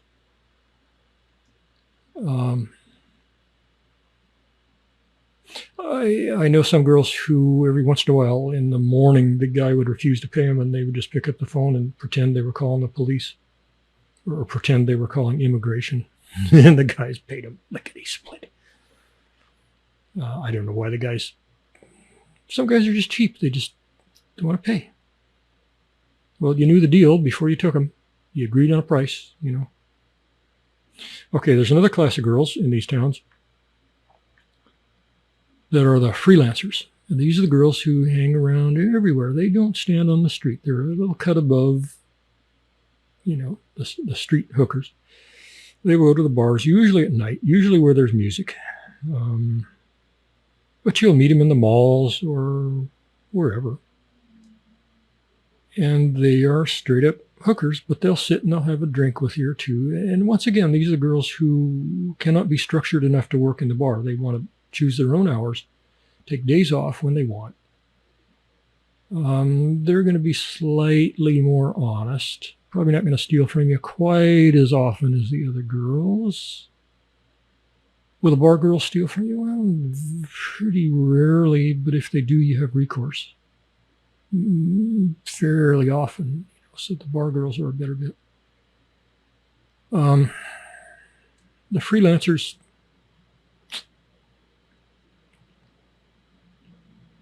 I ended up unwittingly being with some number of them because the problem is you meet them somewhere in a restaurant or somewhere in a mall, and they don't talk about money. They just, hey, how are you? My name is so-and-so, and would you like to go have breakfast with me? Well, okay, sure. Yeah, that sounds like fun. Well, in America, that's a perfectly legitimate thing to be doing. Southeast Asia, that means I'm a hooker, and pretty soon I'm going to want some money. They're almost never just going to be your friend. Almost never. I had the one. No, that's not true. I had a few that were just friends. Didn't want money. It was okay if I wanted to give it to them, but they didn't never ask for it. Never. This fly's got to die.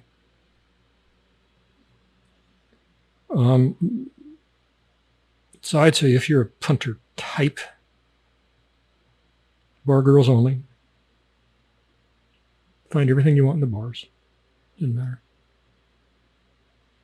The bars can be pretty crazy in some of the towns, in some of the little dark back soys. Now, I've seen every crazy thing you can see in the bars. I remember one had a gyno chair. And you know what that was for? You could, when a customer took a girl to the gyno chair, you could go watch or not. It was up to you. It didn't matter. Tip her a little bit, They have things called ping pong shows in all of these little towns. I don't know what happened. I got sucked into going to one. I had a notion of what they were. I got sucked into going to one night. I've been to a few since then, but this one night was the most revolting, disgusting experience I've ever had, I think, in my entire life. Oh, man. Those of us who wanted to go, we were herded together in a little group and then we're led upstairs in a dark building. And we're thinking, oh, yeah, this has got bad potential, So we all get in there and we all sit down. And a guy and a girl goes over and they lock the door. They stand in front of the door. A guy's got a gun. Standing there with a gun in his hand. We thought, oh, okay. This is going south really fast. This is going south. And we're just waiting for them to come and pass the hat, passports, wallets, watch, jewelry. But they brought out some girls. They weren't girls. They were ladies, mid-60s. Their WOF had closed long decades before. And I don't know if YouTube would allow a description of this or not. I'm not going to do it. I'm just not going to do it. I'm just going to tell you, they do things.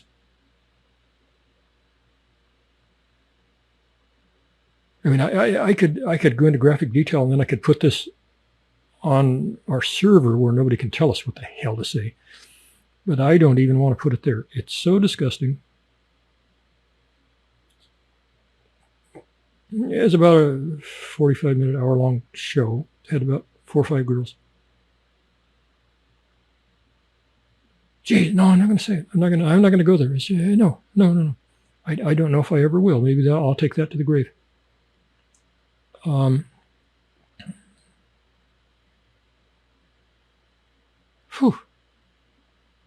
Oh my God! I got the squeegee. I'm trying to get that out of my brain. That's burned in there for all time.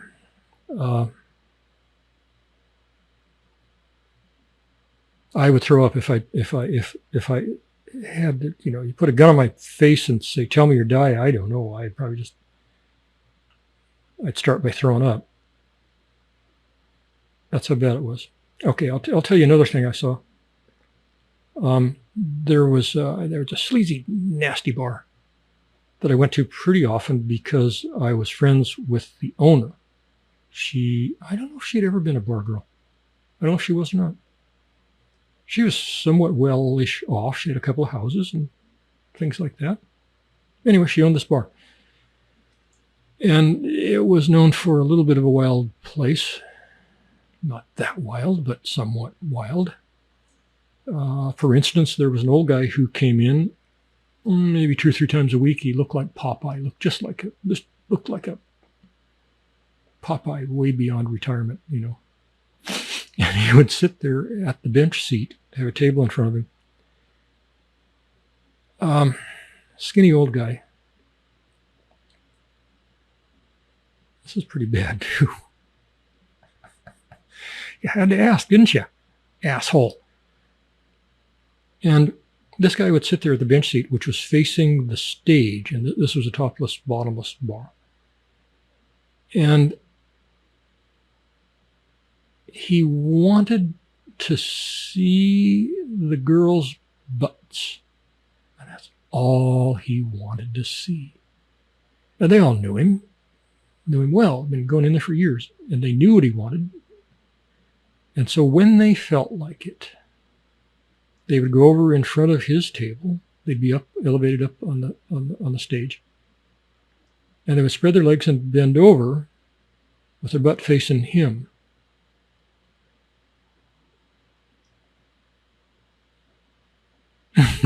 And he would have his wiener out, and he would masturbate and come all over the little beer table. And the girls would giggle. I don't think I ever saw him tip them. They just thought that was cute. They just thought that was a fun thing to do when they were kind of bored, And he'd slump back on the bench seat, and the girls would giggle and high-five each other and go on dancing. And then, I don't know what the hell kind of drugs he was taking. He looked like he was 100, but he could regenerate in record time. I'm thinking 8 minutes. Yeah, about 8 minutes. And some other girl would get the idea he was ready. He's ready again. So she'd go over, dance in front of him, see if he was ready. Yeah, he's ready. It's ready. He's ready. So she'd turn around, spread her legs. Same routine. He'd whack off again onto the beer table. Now, This was beyond ludicrously appalling to me. But I thought, well, here I am in the freaking Orient, Southeast Asia. I'm old, I'm going to die soon. What the hell? Just going to see what I'm going to see. I'm going to see all the shit there is in life that I never dreamed there was in life. And I'm here to learn, you know. And so I just stayed in there. And I saw him, you know, again and again and again. He would come in 2 or 3 times a week, something like that. And I don't know. I don't remember him ever getting worn out. To tell you the truth, I'm pretty sure I left every single time before he did. And he was on that 8-minute recycle. No, I did. I did outstay him one time. And when he finally was too tired to go another round, he got up, put it away, walked on out. Now, the topless bar, there's all kinds of other people in there. Topless and bottomless. And he got up and staggered on out. And the girls came over and wiped off his table. Put some doilies back down. Next customers came and sat there. Plopped down their phones and their snacks and never knew a thing, never thought a thing. I never said a thing. Okay. Now, that same bar, I walked in there one night. There was a doctor. He had been a combat surgeon in Vietnam. And I knew him. And he was retired. And he always thought that I just did not have enough fun in this lifetime. He thought I was way too serious of a guy. And he's probably right. You know, I worked on that quite a bit. But he thought it was his mission in life to wake me the hell up. And he tried his best. He tried valiantly. He would pay girls to come and do things to me. And I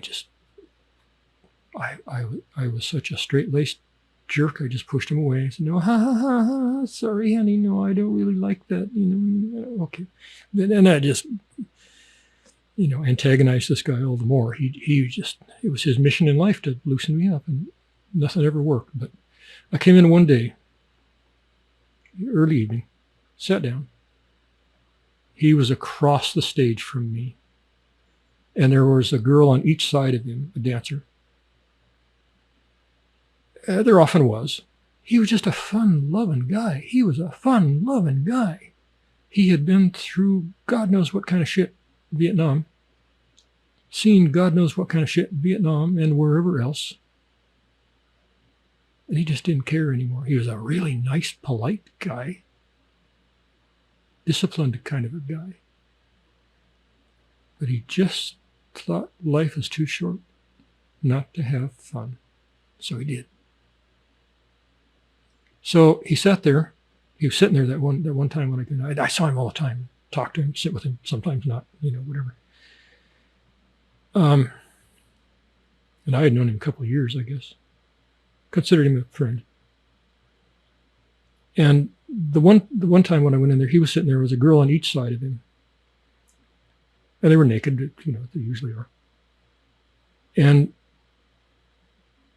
one of them picked up his beer and gave him a drink of it. I thought, well, what the hell? That's pretty good damn service. You know, you don't even have to pick up your own beer anymore. Holy crap, you're the man, you know. And I realized that his hands were gone. So what the hell? He was slouched way down in his seat. And I thought he had his hands around the waist or the butts or something of these two girls. No.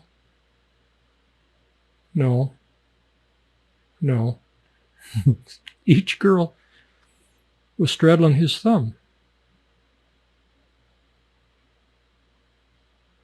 each on one thumb, you know. And they're wiggling around, doing things, having just as much fun as he was. And every minute or two, you know, one of them would pick up his beer and get him a sip. And he looked at me and just, I must have been looking horrified or something. I wasn't laughing, so that wasn't good enough for him. So he looked across at me and just started busting out laughing. Like, you dumb, serious piece of dog shit, you know. You better wake up, because just like me, you're going to die. And then after you're dead, you're going to be sitting somewhere thinking, damn it, I should have had fun. Oh, you know, I'm so stupid. I should have had fun when I had that chance. That was his message to me. Guess what? He's right. He's right. He was right. He was right. Now, I respected him because I guess technically he was a punter, but he genuinely loved the girls. He treated them with respect. He loved them. He was nice to them. He treated them very, very well. I don't know if he ever took him to the gyno chair. He probably did. I don't know. I never saw him do it. He was just a fun-loving guy. And he paid him really well. And he tipped him really well. And he spoke to him really nicely. And he was kind. Okay. I'm not a punter lover, but I loved that guy because of his attitude and his demeanor and his philosophy of life. So that's kind of Southeast Asia. You can find that stuff anywhere in Southeast Asia. In the Philippines, you can find the same thing and more in the Philippines, but not as much of it. So if you are a punter type of guy, I almost said fun-loving kind of guy. Well, I guess that punters are fun-loving kind of. Okay, be a punter, but be a nice punter. Be respectful.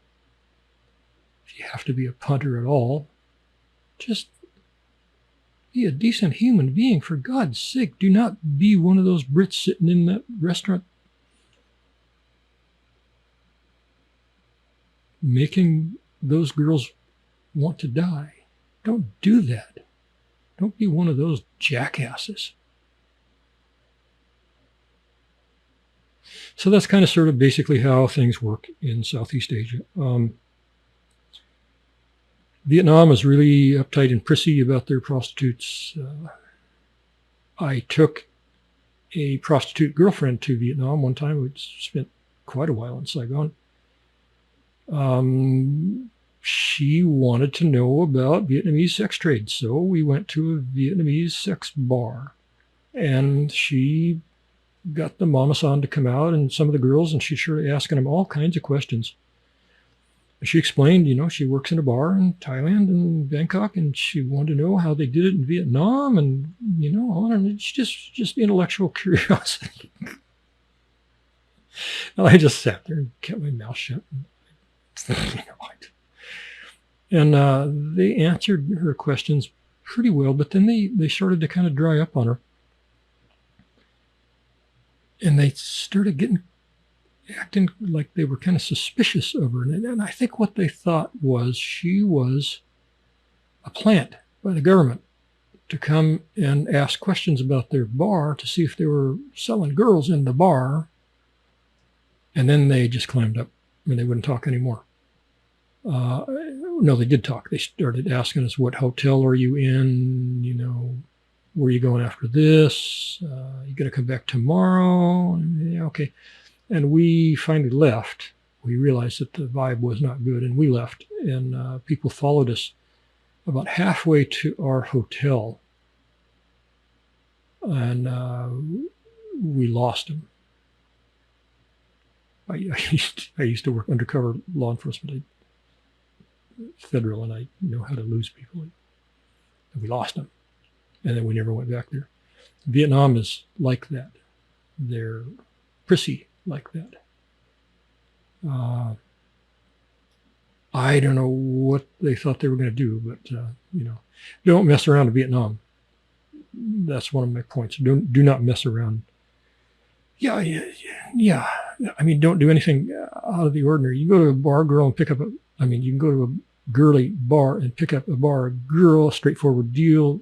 Don't advertise it, don't talk about it, don't ask questions. Vietnam is uptight. It's uptight. It's communist, flat out, full on communist. It's uptight. And the prosecutors in Vietnam are world famous for charging people for anything, and you will spend years and decades and maybe die in Vietnamese jail. Do not F around in Vietnam. Do not freaking do it. Laos is much more laid back.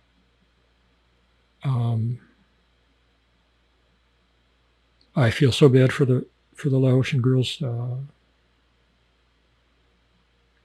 Pretty commonly they will ask for $5. The Vietnamese girls, their prices were pretty high, I think, $100, something like that. Philippines, I think they want $100 or more. One thing about the Thai girls, my experience does not run 4 figures. My experience with Thai girls is that they like sex, they want sex. Almost all of them out-sexed me by a factor of about 5. Many of the girlfriends wanted sex bare minimum on a bad day twice, normal day 3 times, many times as they can get you to do it, I guess. Okay. In all my years in Thailand, all my girlfriends, which was not 4 figures, I do not recall one instance where any Thai girl ever said, "No, not tonight, honey." I don't recall one time. I don't believe there was one time, ever. That ever happened to you in America, Germany, Canada? Southeast Asian girls have high libidos. They do. I don't know why, but they do. The only thing I found in Thailand was that many, many, many Thai girls do not want you to know that they orgasm. It's a shyness thing. It's like they'll strip their clothes off and jump into bed. And that's all fine. But it's like that's the one thing they keep private to themselves. They do not want you to know. They do. But they don't want you to know it, especially. It's really odd. I never saw that really in any other Southeast Asian country. Most girls are proud of it. They're happy about it. Not Thai girls. Well, maybe they're happy about it, but they don't want you to know. That's just part of their personal thing. They don't want you to know. So that was a little frustrating, but I have asked lots and lots of bar girls, because that's what did I have to do? I was retired, sat around at the bars and talked to the bar girls. It's a pretty sleazy life. That's what I did for years and years and years. Geez. Yeah, I traveled a lot. I did all kinds of other crap, but there's nothing else to do in Thailand, really, unless you've got a nice home and you're working on the home and you're married and you got some kids and stuff like that. But if you're just a single guy, there's nothing else to do except sit in the damn stupid bars. Anyway, I talked to the bar girls very, very, very extensively because I'm naturally curious about everything under the sun. And I asked countless ones, how often do you orgasm with your customers? And how many would actually tell me? I would say about 50% would tell me. The rest would say, I don't want to talk about it. Okay, 50% would talk about it. And they would say about 50% of the time. They did. But the guys probably never knew it, because it's a very intensely personal thing for them. Not all of them. Some of them are wild and crazy, but vast majority are very, very quiet about it. And I didn't really care for that, but, it's just me. I don't know what Thai girls tend to be fairly flat-chested. Means nothing to me. Got a good heart? Okay. Filipino girls tend to be large-chested. Means nothing to me. I don't care. I really, truly do not care. Do not care. Some guys have preferences about that kind of thing.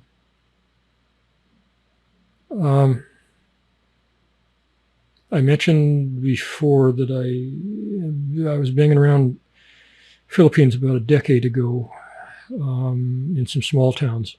And I've seen this behavior around. I saw it once in spades in a little town, southern Philippines. I was sitting in an outdoor cafe, sipping a whatever, and there was a big bus stop right across the sidewalk, so like 1.5 meters from where I was sitting. And it was a big bus stop. And at this particular time of day, the schools, it looked like several schools were letting out, and all the girls were flooding to that bus stop to wait for the bus to go home. I guess they took the city buses to go home. So there, way more than there was seats for. So they stood around and they're on the sidewalk and they're milling around waiting for the bus. And I noticed that these guys, older guys, 60s guys, 70s guys, maybe older, white guys, British accents and American accents. They would come by individually or in small groups of 2 or 3. And honestly, you could spot them coming. They look like damn sharks or hyenas or snakes. And they start slithering along, sometimes walking in the street, in the gutters, maybe on the sidewalk, slithering like the Grinch. And they get up to these girls and they try to talk in low voices, thinking, I guess I couldn't hear them or something. And they're like, hey, how you doing? Are you okay? And the girls, these are schoolgirls. These are 14-year-old girls in their school uniforms. And they're standing there and they just look away and they look down like, oh, it probably happened to them 100 times. And they look away. And the guys are nonplussed. They just keep on talking. Hey, it's okay, little girl. You can talk to me. I'm a really nice man. Are you okay?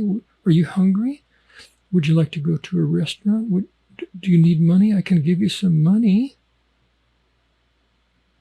Would you like to go with me right now? We can go to my place right now. I'll give you some money and, we can watch TV. And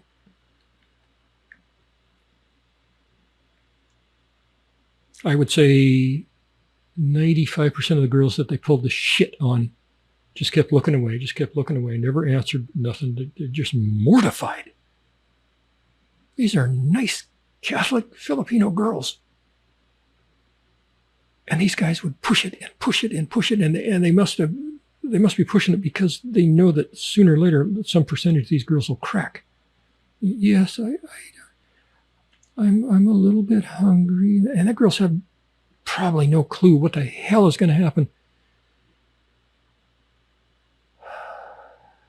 And if the girls wouldn't ever respond, these guys would just, okay, well, maybe I'll see you tomorrow. And they'd slither on to the next one, And right behind them was another guy or two with the same spiel, hit the same girl. And it had to have been absolute abject misery for these girls. And I watched this for 30, 40 minutes. There were a lot of these guys. There's no shortage of them. Continuous stream. They just kept coming. This was in Cebu, okay? Cebu. Like the Brits in that British restaurant. see no good in these human beings. I want to temple punch every single one of them. But they've been doing this for years or decades.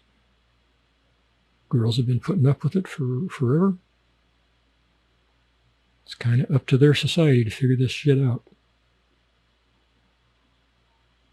And I've seen that in every Filipino town, big and small. Same sleazy sons of bitches. It turns out that I'm thinking 2 years ago, maybe 3 years ago, the Philippines government enacted a new law. I don't have a number of the legislation right here in front of me, but it specifically, explicitly prohibits that behavior by these sons of bitch guys. It specifically targets that. And if the girl makes a complaint, they will go to the jail right then and there, right then, to the jail. And I hope deported after that, I hope. The problem is, I don't know if it's being used because I suspect that the girls, they just don't want to get involved. They don't want to be the one to call the police. Filipino girls are shy, especially 14-year-old ones. They don't want to be the ones to call the police. They don't want to go home and tell their parents what happened because they know that the parents are going to go berserk and the father's going to grab a gun and go to that street and start looking for these guys. Probably end up in prison himself. Or maybe the parents are going to think, well, what did you say to him, sweetheart, And she doesn't want that kind of BS. So I suspect that in nearly or virtually every single case of this harassment, this sexual harassment, I suspect the girls just keep their mouth shut. And they just keep on putting up with it. And I need to come up with a plan of action for when I next see that. Even if that action is to zip my mouth and walk away. Because that's a hot button son of a bitch for me. 60, 70-year-old guys hitting on little girls like that? No, I can't watch that anymore and not intervene. And what's going to happen if you do? Let's say you go over there and you tell them, move on, or I'm going to hit you, I'm going to break your damn dentures. Move on right now. Okay, here's what's going to happen to you. These are greasy, slimy old sons of bitches. And they're going to call the cops. And they're going to say, hey, this guy, look at this guy. He was hitting on this little girl. And when I went over there, talking about themselves, this guy threatened to hurt me. And then the cops are looking at you. And the girl's scared. She already ran home. What's your word against a couple of sleazebags? The only thing I know of is to follow him into a dark place. And deal with it in that way. I wish Duterte was still here. I loved the man. Sorry, lots of people don't like him. I loved him. Duterte. He was president of the Philippines for a while. I could have been his right-hand man. I want to be his right-hand man. His daughter is mayor of Davao now, I believe, if she's still there. I hope she's just as tough as he was, because the Philippines needs that. Anyway, that's my rant about those guys. Those guys, they don't even qualify as punters. They qualify only as pedophiles. Son of a bitch. Man, oh man.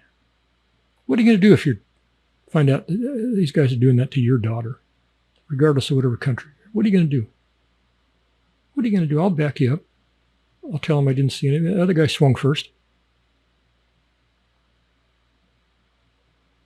Wow. Isn't that fun? Yeah, we're crossed over to the dark side now. All right. Southeast Asia can be a hell of a lot of fun, depending on what you're looking for. If you're a nice guy, looking for the right things, go to the Philippines. If you're a punter,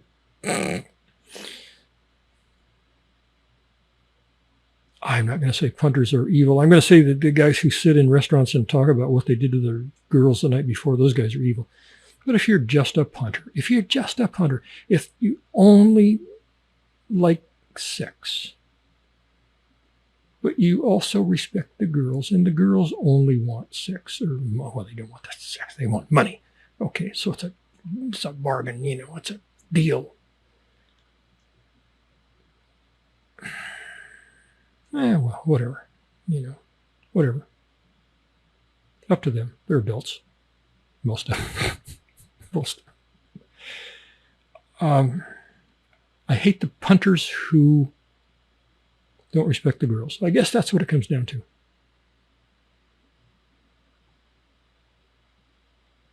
A lot of the girls don't respect the guys. Well, they've learned not to. Or maybe some of them were born not respecting them. I don't know. All right.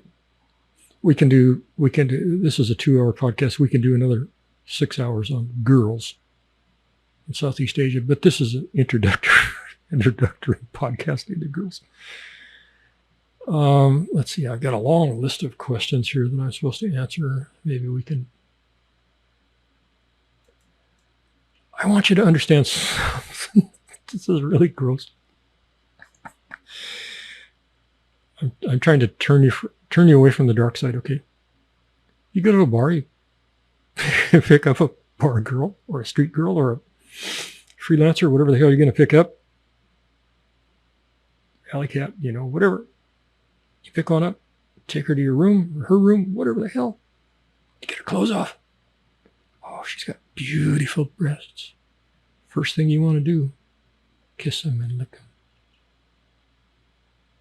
Think about it. Think about it.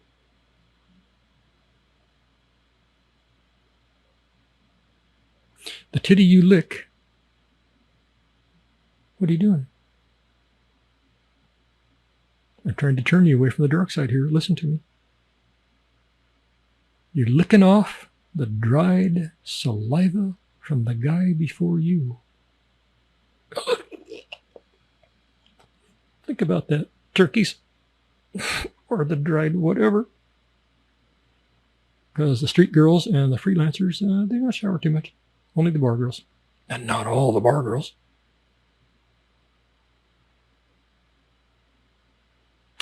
Okay then. I've got notes here. I'm not going to do it. I'm just going to scroll through. Just bear with me for one second. Okay, people ask me about the sex trade, Southeast Asia. I've been around in every dark corner there is. I know of some sex trafficking that went on. I've never seen it one time with underage kids. I know it happens. I've never seen it. I can't comment on it because I've never seen it. I don't know where it's happening. I don't know how it's happening. I don't know anything about it. It's odd that I am not aware of it. I did see quite a few underage girls working in the bars because they wanted to. So is that child trafficking? I guess it is. Usually the bars don't know they're underage. Sometimes they do. When I think of child sex trade trafficking thing, I think of girls or boys or whatever that were kidnapped, taken to some, I don't know, home or something out in the jungle, and they're handcuffed to a bamboo tree, and they're made to service all these old white guys who show. That's what I think of. I don't know. Now, I've known a few street girls, not bar girls. I've known a few street girls who were approached, usually by women, older ladies, and told, hey, you want to come in my country and you can be a prostitute there. You make a lot more money than you're making here. Oh, this is a good deal for you. All my girls love it there. And the stupid ones will say, yeah, okay. So next thing they know, they're on a bus or on a plane or whatever, and they're going to Malaysia. And they are locked in a room. And they got, about every 20 minutes, they got a new guy coming in, new guy, every 20 minutes, and that room is locked at night. They can't get out. And I've known a couple of them who had to be very clever and escape. Now that is sex trade trafficking. That's the real deal. But there's very, very little of it that I personally saw. Maybe I wasn't in those circles where I would have seen it. I kind of think I was in those circles, but the times that I saw it were very rare, very few and far between, very rare. And the girls went there of their own. They knew they were going to be a prostitute. These weren't nice college girls kidnapped out of the bathroom in the university. No, these were prostitutes who just thought they were going to a place where they made more money. I don't know. I don't know how big the sex trade trafficking thing is, even though I was right there in a position to be in the middle of it. I should have seen it, right? I should have been really well aware of it all around me, right? No, I wasn't. So I wonder if that whole thing is inflated grossly. I don't know. I mean, there's all kinds of statistics, 329 million girls were abducted last year, and they're in the sex trade in Puerto Rico or Bolivia. I don't know. Maybe that's true. You'd think if any place in the world was going to be the center of it, it would be Southeast Asia, and I did not see it except for a few isolated instances. Now, maybe the girls who didn't escape never made it back to Thailand to tell me their stories, and they're still there, locked in some room. I don't know. That would be a really, really fun thing to go take care of those situations, wouldn't it? That would be really good recreation. Maybe I'm too old for it now. No, I'm not. Let's find them. Let's get them. Come on. If you know where they are, tell me. Let's go. We'll go have a talk with them. Okay. What else? I got more notes here. Oh, man. Can the age gap really work? Okay. Oh, geez. You got a 20-year-old girl, 68-year-old guy. Can that really work? Shit. I mean, you just want to say, no, of course not. That's absurd. Problem is, every once in a while it does work. I had one girl at the time I was late 50s, I guess. Had a 18-year-old girl came and hit on me. Same deal. I let her stay in the condo for a while. No sex, had a second bedroom. And eventually she ended up over in my room. And she wanted nothing more than to be taken care of by a nice guy. She never asked for money, never asked for money. She was there 3 or 4 months, I guess. And I liked her quite a lot. Now, I was aware that the age difference was obscene. She didn't care at all. She did not care. But I did. It wore on me. It bugged me just because of the stigma of it. And I had a couple of friends who started saying, hey, she's 18 or maybe she was 19. That can't work out. That can't work. That's not right. Okay, so I heard a few months of that. It was working out. It was fine. We were really happy. She was an older soul kind of a girl, and we talked a lot. Her English was okay, learning every day, really responsible.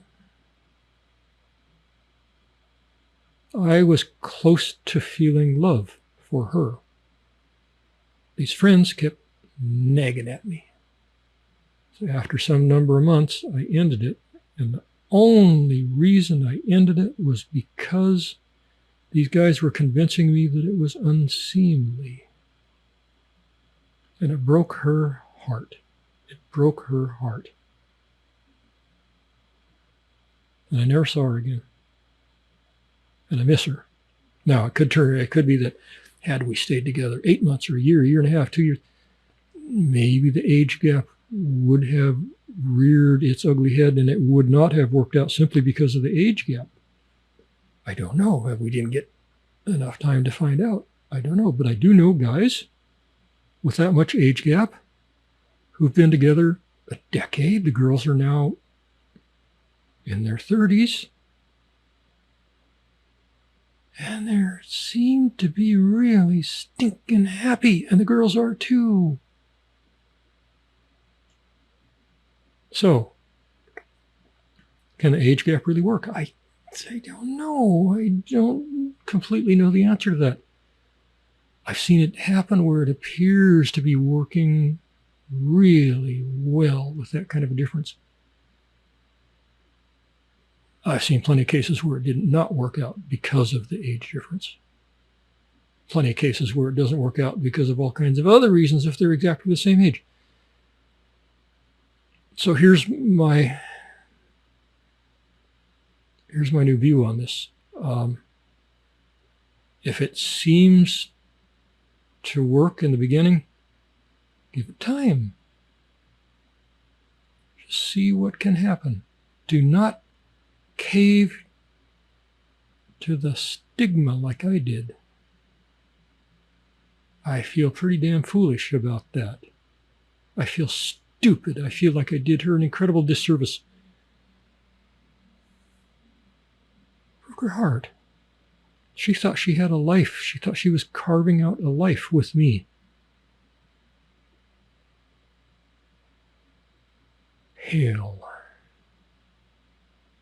That's one of the things I'll take to my grave. What a fool. You break up for some other reason? Okay, legitimate reason, but not just because your friends tell you you should. F 'em. Hell. Oh, double hell. Okay. I talked to a girl one time. The age gap was about like that. Then her guy got old. He got really old, and quote unquote, it wasn't working anymore. And that bugged her a lot because she liked it. And she said a really weird thing that was kind of an eye-opener to me. She said that when he finally realized that it was probably never going to work again, he gave her a toy. And she didn't say what it was. I assume it was a vibrator or something like that. I don't know. But the toy didn't really satisfy her like it did. And she wanted to leave because it didn't work. Well, that's pretty shallow, you know.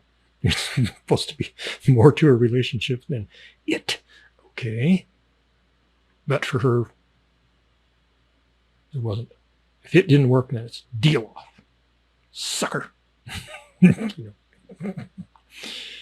Anyway, the toy wasn't cutting it either. It wasn't cutting it, and the toy wasn't cutting it. But she said, even though the finances were strained because he had all kinds of mounting medical bills, he agreed to raise her allowance. Because most of these guys pay him an allowance. Could be a little, could be a lot, could be everything in between. Anyway, he agreed to raise her allowance to make up for the fact that it didn't work anymore. And she said, here's the clincher, here's the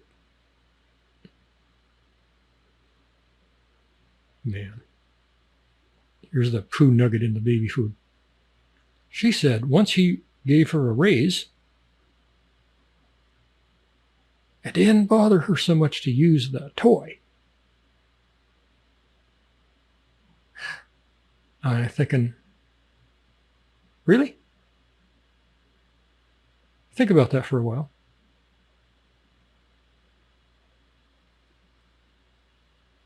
It's a pretty, just think about it for a while. Replay it if you have to. Okay,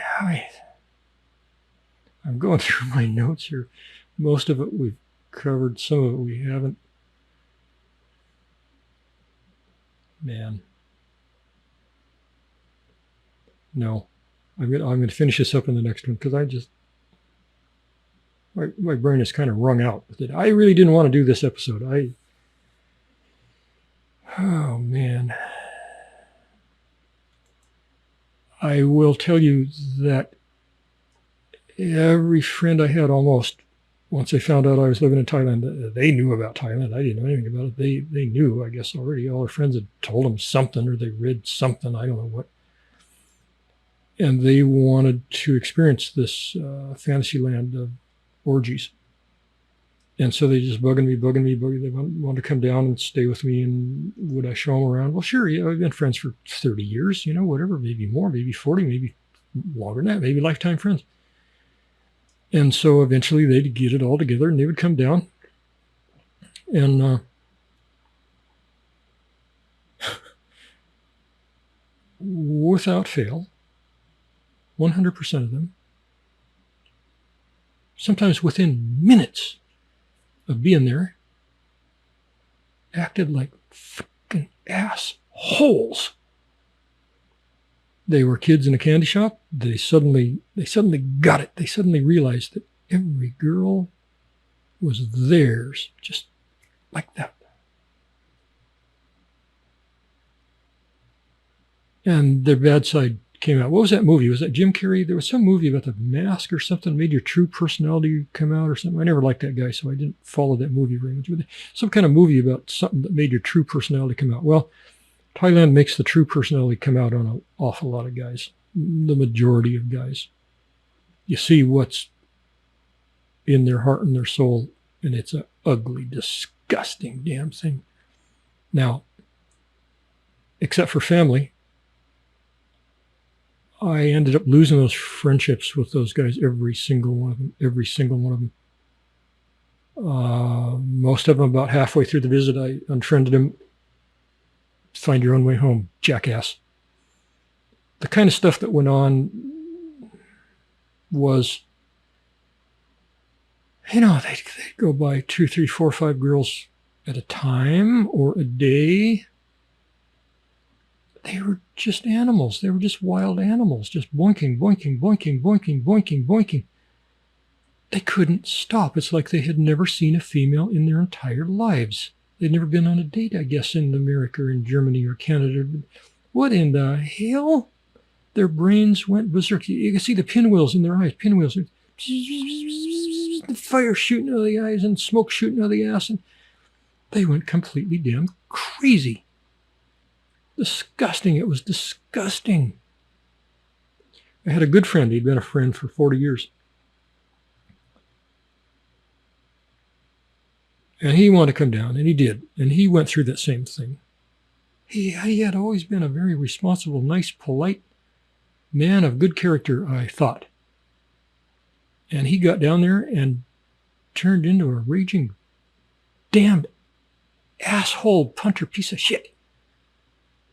And I didn't even know the person that I was looking at anymore. He wanted to go to a bar one night, took him to a bar, girly bar. And we sat down. A lady comes over, bar girl comes over and sits with us. And she was just scared to death. She was way too old to be working in the bar, but still nice looking. Nice lady. She was probably 50. Didn't know one single word of English. This was her first bar job in her life, and she did not want to be there. She did not. We were her first customers ever. I don't know why she was there. Financial problems back on the rice farm in Isan or something. I don't know. Really sweet lady. We had the mama-san sit with us and translate for a while. And I was thinking, man, maybe this is a good one for me. I had a real connection with her heart to heart. I felt like I did. I mean, in an hour, what do you know? But I truly felt like it was worth pursuing. But my friend was on her. He loved her more than I did. He was just on her. He told her through the mama-san, he told her, look, I've been looking for a lady like you my entire life. And you're it. You're the one for me. And I don't ever want to be without you. And I want to take you out of this bar, and you can stay with me in my hotel, and we'll spend some time together. And if we fall in love, I will take you back to America with me. I don't want you working in this bar. This is not a good place for you. And I thought, man, well, I don't know. This guy, I thought maybe I could find some love with her, but he's already there. He's like, loves her already. I thought, man, that's good. It's a good thing for this lady. Because she should not be in that bar. She should never have set foot in that bar. And after he went through his spiel, she sat there and cried. And she translated back through the mama-san. The mama-san said she wants to know if it really, really means she does not have to work in this bar. And my friend said, yes, you do not have to work in this bar. Ever. I don't ever want you to work in this bar again. And she just sobbed. And my friend held her hand. And he said, okay, I got to go back to my hotel. I got something to take care of, and then I'm going to come back here to the bar, and I'm going to pay your bar fine, and I'm going to take you away right now tonight. And she just cried all the harder. I was watching the mama-san, and the mama-san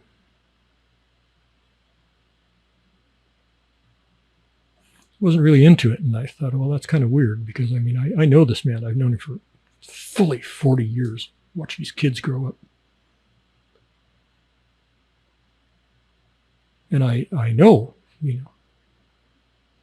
his girlfriend had died right in front of him. Suddenly. Not sick, just killed or dead.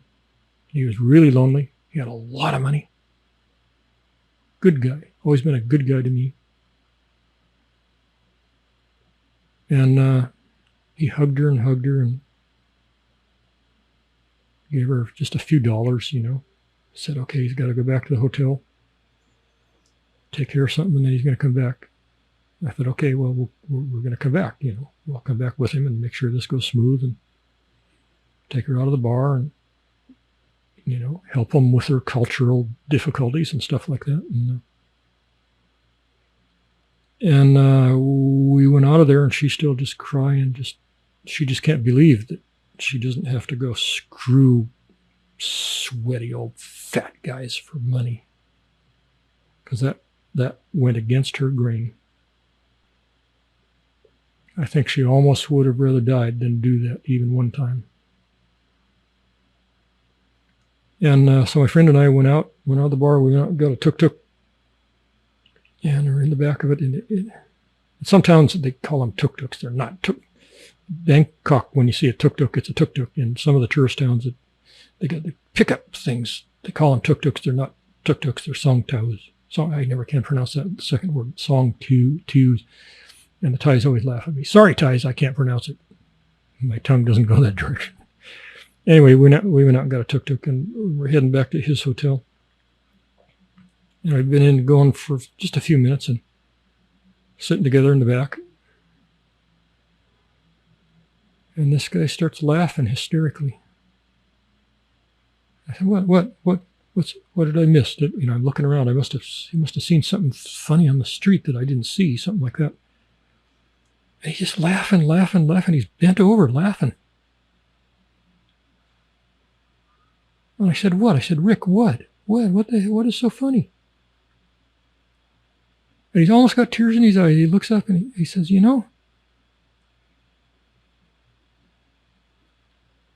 I think that old lady actually believed me.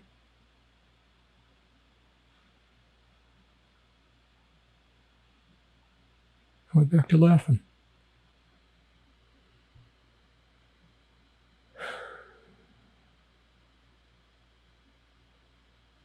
And that was the end of a 40-year relationship, friendship.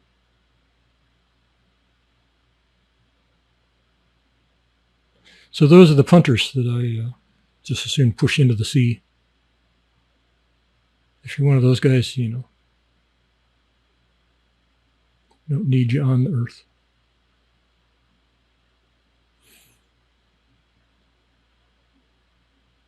All right. I got a number of more questions here that I was supposed to answer. I'm not going to do it. Just going to let it go for this. All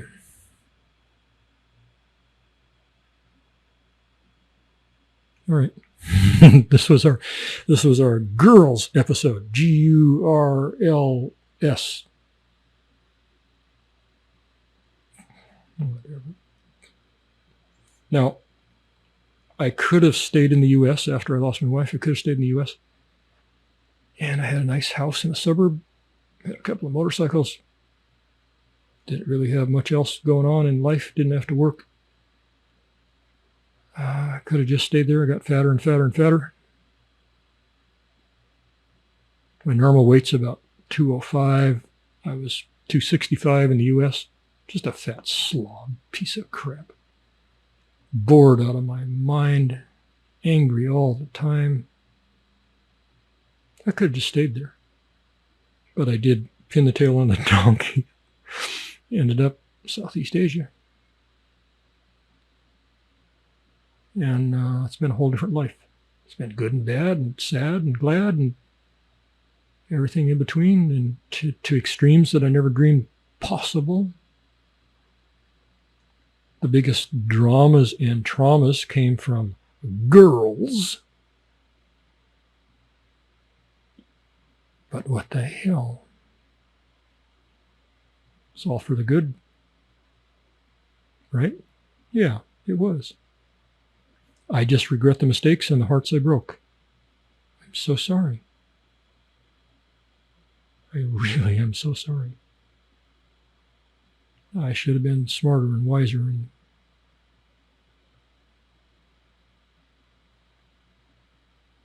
so now, I stay alone with my stuffed cat.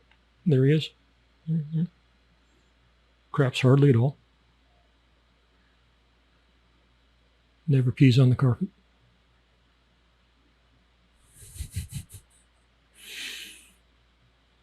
And we be done for tonight. I can't drag this out any longer. I got more girl stuff to say, but I'm not going to lump it all into one. If you want to see the originals of these, the nasty ones with lots of F-bombs, go to our YouTube channel, Retire Southeast Asia.